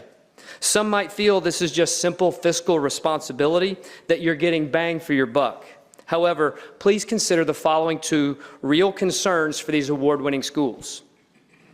Each month, prospective families come to tour Merrill Hyde Magnet School. As we meet these families, the very first question I must answer is, do we have to live in Sumner County to go to this school? Of course, the answer is yes. But why are they asking this? They are choosing to live in Robertson, Davidson, and Wilson counties, but they want to come to Sumner County because of the schools. They are paying higher property taxes to live in counties where teachers and staff get paid more, but they want the benefit of a Sumner County school. Ask the administrators at the Beach schools, Madison Creek, Hawkins, and White House schools, and they will tell you the same thing about prospective students. At the school level, parents openly choose to relocate to Sumner County because of the school. I have yet to have a family tell me, your school is okay, but it's the property tax that we love. Or, to hit closer to home, we'd really rather live in Williamson County, but we just can't pass up the property tax. In more than 15 years of an administrator, I've never had that conversation. Secondly, each spring, my fellow administrators and I begin hiring for the coming school year. We are charged with finding and retaining the highest quality candidates to teach students and continue our unprecedented growth and achievement. I've seen a decline in the number of applicants over the past 4 years, particularly in high school. In each of the last 8 years, I've had a teacher turn me down for a higher paying job in another county. A candidate in the past 4 years have asked if our district helps with relocation expenses. The proposal for a teacher pay increase deserves your careful consideration. Keeping taxes low has been an unofficial marketing strategy for many years to attract families and businesses to this area. But facts don't lie. Our schools are repeatedly exceeding expectation and attracting families at, what I see each day, a much higher rate. I ask you to consider this along with our other publicly compensated employees, and I thank you for your time. Thank you, Mr. Frank. Blasas Varga and Courtney Spears is on deck. Mr. Varga, if you could state your address for the record, please. Balazs Varga, 136 Shorecrest Circle, Hendersonville, Tennessee. Good evening, ladies and gentlemen. I wish to express how honored I am to speak about this issue tonight. If I may introduce myself, my name is Balazs Varga. I'm currently a senior enrolled in Merrill Hyde Magnet School. I've attended Sumner County schools since 2007, which is the year that I enrolled in kindergarten. Over my 13 years of attending Sumner County schools, I've been enrolled in 3 different schools, and I've been educated by over 24 different teachers. It is impossible to overstate how immense of an impact teachers have on students such as myself. Our teachers serve not only as educators, but as role models, and offer support and encouragement when nobody else could. Every day, teachers inspire students such as myself to push themselves academically. When I was younger, I always thought that my teachers were heroes. I looked up to them. They inspired me to get good grades and to be myself. Not only this, they gave me the passion for many of the things that I enjoy today. Whether this is studying history, learning new things, or taking part in civil discourse, such as the one we are engaged here tonight. It is truthful to say that I owe much of my character to teachers. A second ago, I stated that I thought teachers were heroes. I still think that because it's true.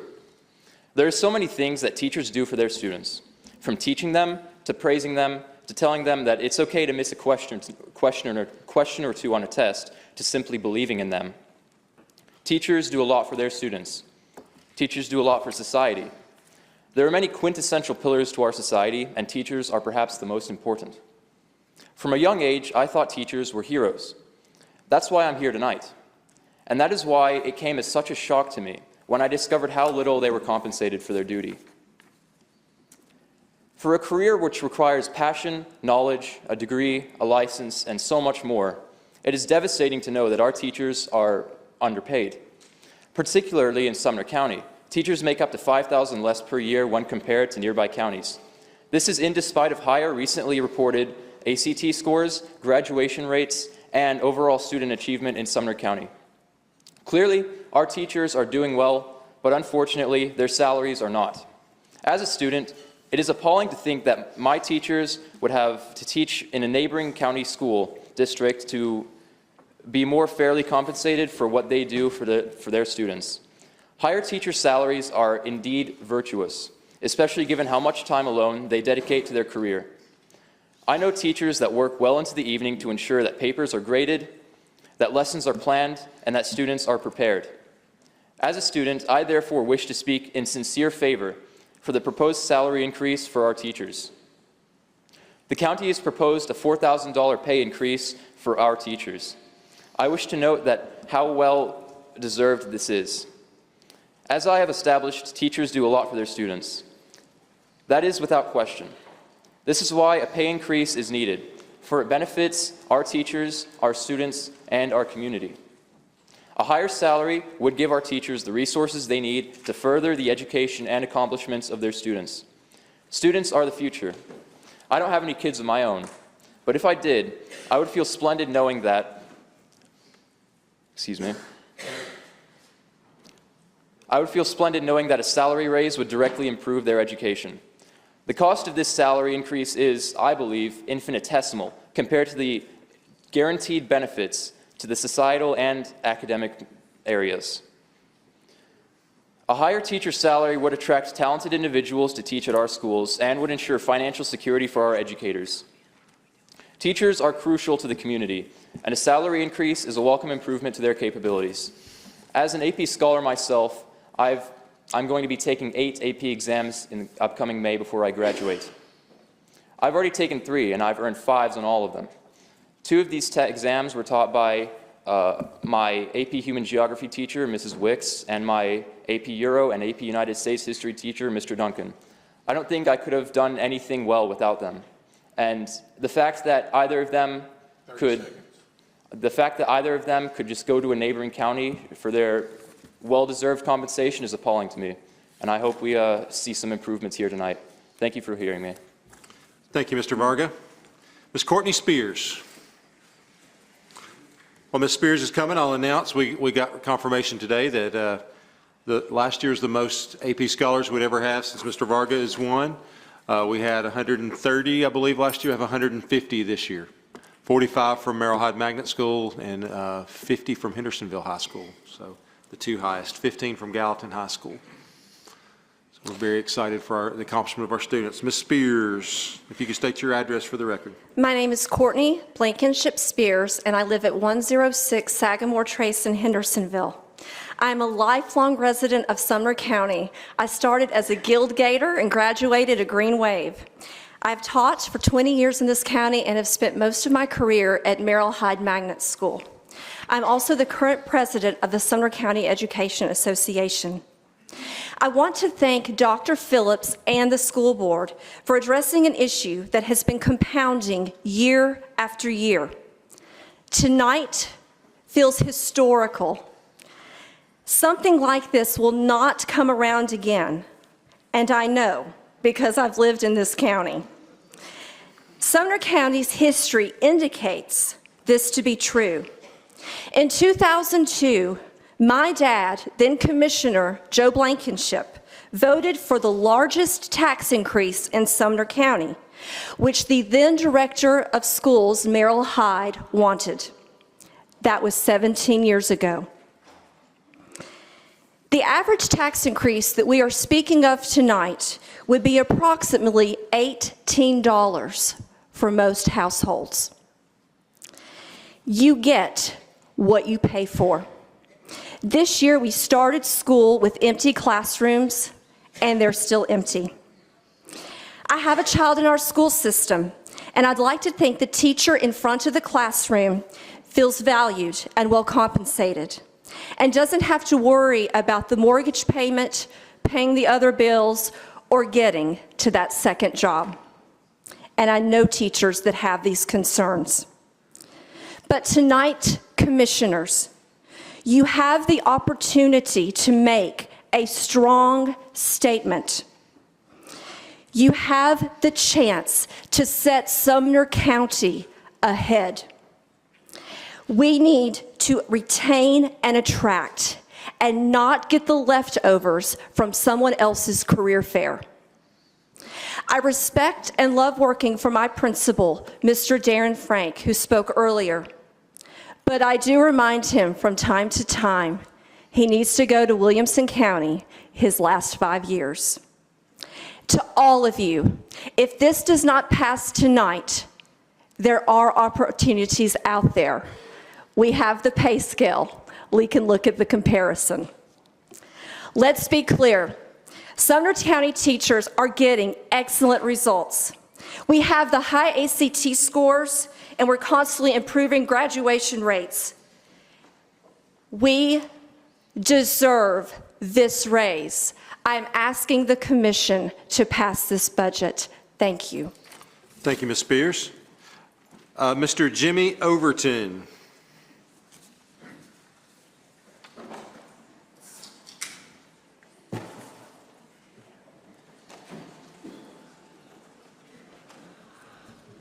Thank you, Mr. Langford. Ladies and gentlemen of the County Commission, I'm here tonight. Sorry, Mr. Overton, let's try to keep the noise down if we can while we have movement.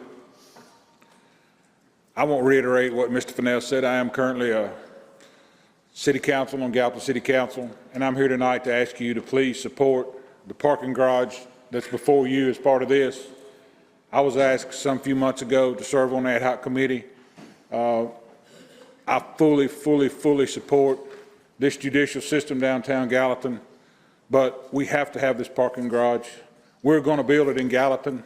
We're going to build our own parking garage, but we encouraged our city council to hold off, and let's work with the county, and let's partner with the county, and let's be good partners with the county, and let's build one together.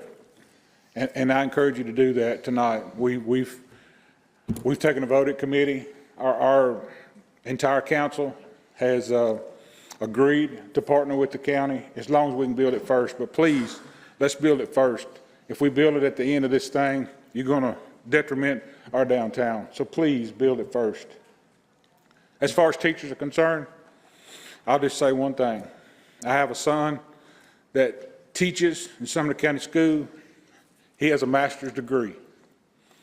He spent a lot of money getting his master's degree, and unfortunate, he makes $40,600 a year with a master's degree in Sumner County. Please pay our teachers. We need better teachers. We need better pay for our teachers. Thank you, Mr. Overton. Mr. Brian Corson is up next. Mr. Ron Becker will follow him. Mr. Corson.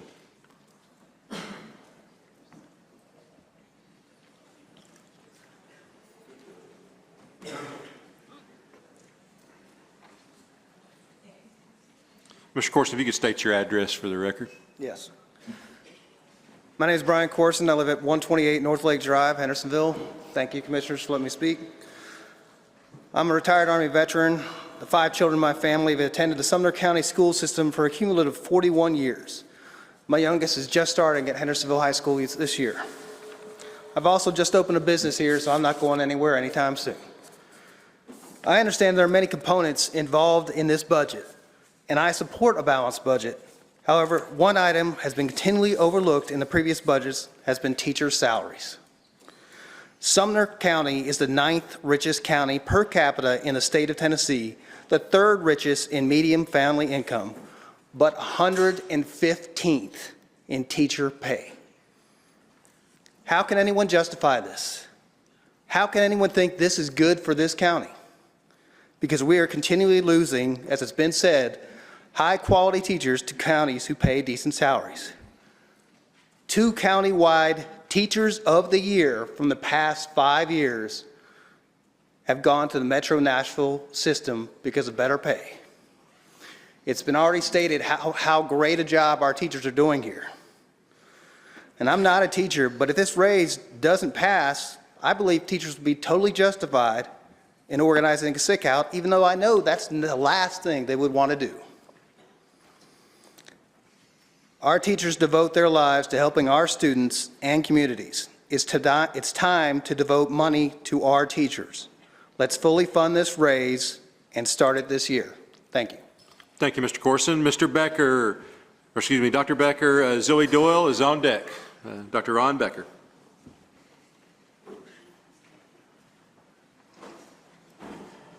Thank you. Ron Becker, 119 South Dames Avenue, Gallatin, Tennessee. I'm the principal at Gallatin High School, going on year 12, if you will, and I just want to take a moment and try not to repeat what you've heard this evening, but just take a moment to reiterate a few things that you've heard. And the big one is, teachers, this is a must, or commission, this is a must. This is not a want, this is a need. You've heard it over and over tonight. There's no doubt that this pay raise is overdue. We asked earlier, someone asked, why now? It's overdue. I have no problem saying that. This should have been a couple, 3, 4, or 5 years ago. Who knows? But our school system has done a wonderful job taking care of other employees in our county because their pay was low, our classified staff mainly, getting instructional funds into the rooms and taking the fundraising off of our parents and off of our faculties and off of our staffs. Our teachers work tirelessly. It's their turn now. Someone said earlier something about administration or whatever, the suits in the building. I don't need a raise, but take my raise and give it to my assistant principals. But my teachers, our teachers, need a raise. But you can take mine, Dr. Phillips, and you can take my $4,000 and you can give it to my 4 assistant principals. Now, my wife might not be happy about that, but that's the truth. Okay, assistant principals, I've got one in our building that makes, he said a fair number was $20,000 less than he'd make at Mount Juliet High School right now. I have another one in the building that said he's on year 20 of our pay scale. He said even with the $4,000, it would take him several years to meet and reach what he would make at Mount Juliet High School. I should just say Wilson County because all theirs are very similar in their schools. But that's where we're looking at beyond the classroom even. So it's not just the teachers in the classroom, but it is. We need the raise. The time is now. We've heard tonight about losing applicants. I can ditto that. Okay, I've gone through 12 hiring cycles. It has gotten continually more difficult year in, year out. That's why I say it's overdue. Okay, I'm tired, and not that I have gotten them, but we work hard for getting and hiring staff. What I will tell you is one of my more important jobs, if not the most important job that I have, is putting a good, high-quality teacher in the classroom with your children, because that's what you would want. Because I can tell you what, if you don't have a good, high-quality teacher in your child's classroom, I'm going to hear about it, because that's what you want, and that's what you deserve. But we have to have the raise to make that happen, because you've seen the scale, you've seen the slide. It's embarrassing to me. If it's not embarrassing to you, it should be. It's rather sad. And it's time to level some of that playing field so that Sumner County is not getting, as someone mentioned earlier, is exactly right, we're not getting other people's leftovers. Because this school system is one of the best in the state, and you want it to be one of the best in the state, right? You want it to be one of the best in Middle Tennessee, but then the state overall. Well, time to put the money where your mouth is. Actions speak louder than words. You can say you support it, you can say you want it, you can say whatever, but if you don't do it, then it doesn't mean a hill of beans. So time is of the essence, and it's needed at this point, if not earlier than this. And the last thing I'll say that was on my mind regarding the timing to a certain degree is you're not going to make anybody and everyone happy. Because if Dr. Phillips hadn't requested this at this time, and he had come in a month or two from now, you'd have been asking, why in the world didn't you do it 2 months ago? He has to be now to get it on the table so that we know when we enter the hiring cycle come March, because that's when it'll hit, that we can tell people what their pay is. Because they have to know, because they're not going to sign a dotted line on somebody's promise, especially government related, because it's just not going to happen. Okay? So again, I don't want to take up more time, but you're either for us, you're against us, and your vote tonight will show that. Thank you. Thank you, Dr. Becker. Ms. Zoe Doyle. Rick Duffer is on deck.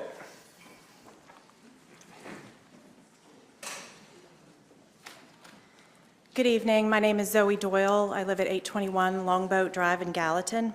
Thank you for the opportunity to address the Commission about the budget this evening.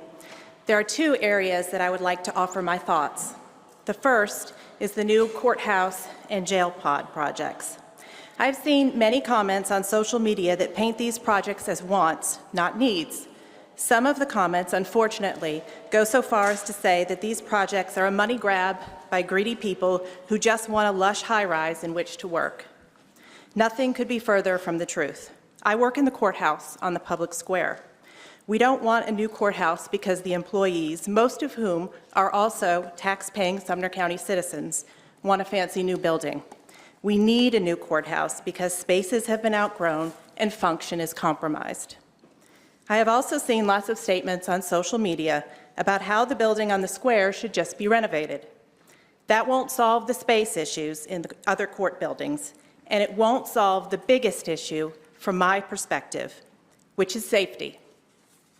The courthouse on the square doesn't meet court safety standards, and the experts who have studied it have determined that it can't be retrofitted to meet those standards. One employee of JPA who toured courthouse facilities nationwide told me that it is the most unsafe courthouse she has ever seen, and she is personally afraid for our safety. I don't think it's okay to put county and state employees in an unsafe building day after day. I don't think it's okay to put litigants who have to use the courthouse or the citizens who serve as jurors in an unsafe building day after day. Similarly, the jail is over capacity. I don't think it's okay to overcrowd a jail facility. Overcrowded jails aren't safe for the inmates, and they aren't safe for the Sheriff's Department employees who work in them. We don't want a new courthouse or a new jail pod. Sumner County needs them. The second area I would like to address is raises for the school system certified employees.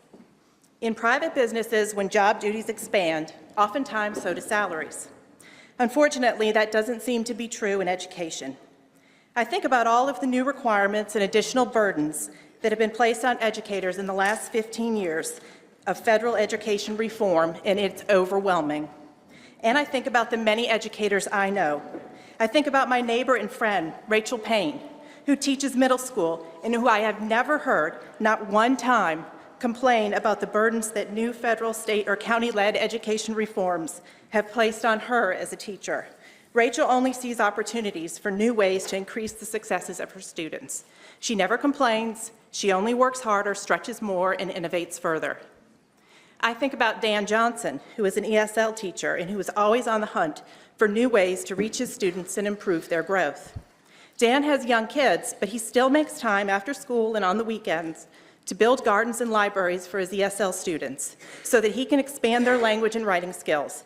After one of his library expansion projects was completed and a shipment of books came in, a student opened the box and with pure joy, she hugged a handful of books that were in the box and said, "I love them."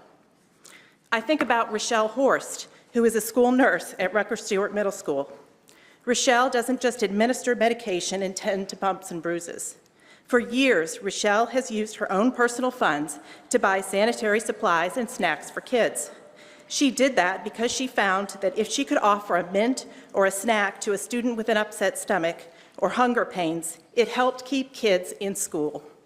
That improves learning, and it also improves the bottom line when it comes to the dollars we receive from the state of Tennessee. I think about the principals I have come to know at Union Elementary, Rucker Stewart Middle School, and Merrill Hyde Magnet School, who I have seen arrive early and stay late day after day. Education reform has greatly increased their responsibilities too, and over time they have worked harder and harder for less and less. I don't think that's okay. Rachel and Dan and Rochelle and their colleagues all across Sumner County don't just make learning better for their students, they make life better for everyone in this room and everyone in our community.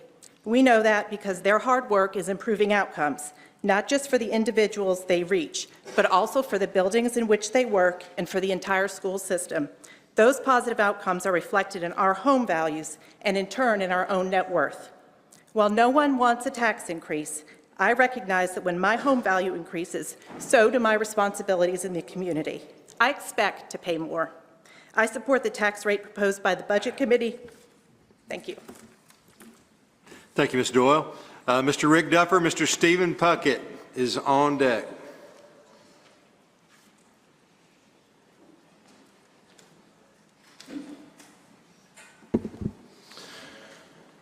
My name is Rick Duffer, and I live at 229 Chipaway Drive here in Gallatin.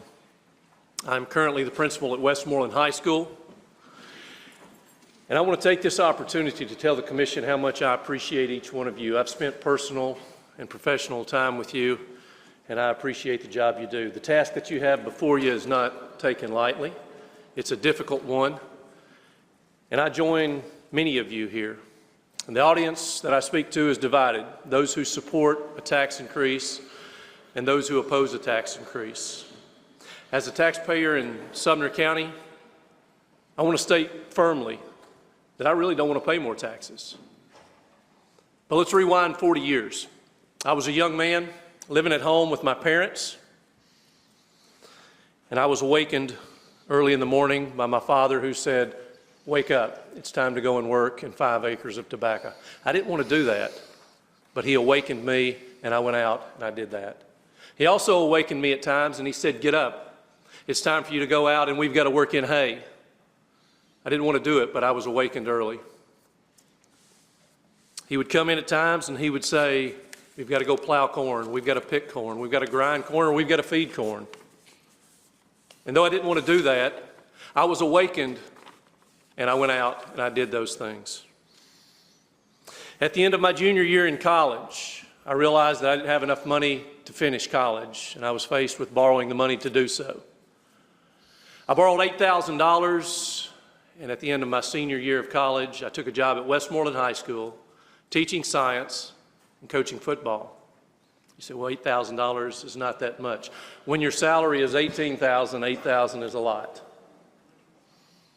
I took a second job to pay for that debt, and for 2 years, I ran a paper route, 7 days a week. I woke each morning at 3:30, and I worked till 5:30. I got back home at 6. I showered, changed clothes, ate, and I went on into school. I was awakened to the fact that I had to get up at 3:30 and go in. And I came to the realization that there were many things in my life that I didn't want to do.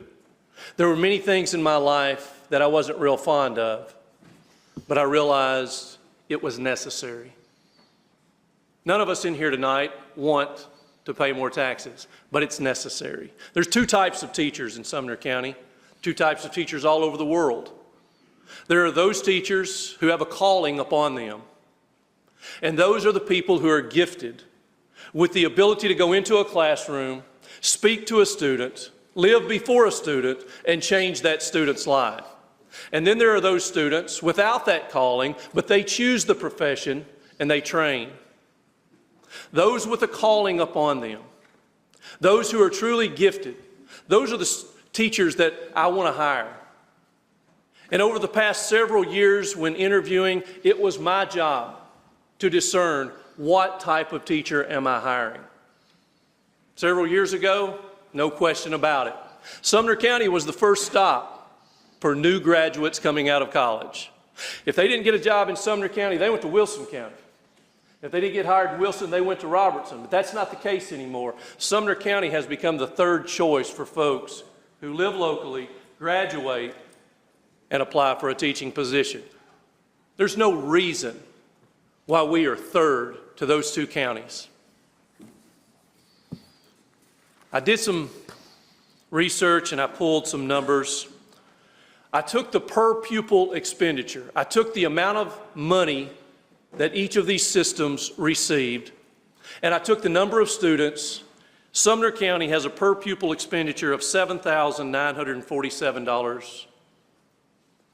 Wilson County has a per pupil expenditure of $8,436. That means Wilson County spends $489 per student more than we do. And that factors teacher salaries. Robertson County, $8,157 per student.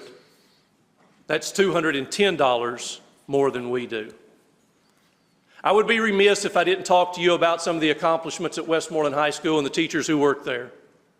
And I thought about talking about being a reward school last year. I talked about being a level 5 for student growth. I thought about maybe even talking about a few years ago when Newsweek magazine contacted us and said, are you aware that you rank? Thank you for your time. Thank you, Mr. Duffer. Mr. Chairman? Yes, sir. Let's take a 10-minute break without objection. Let's start back at 9:20.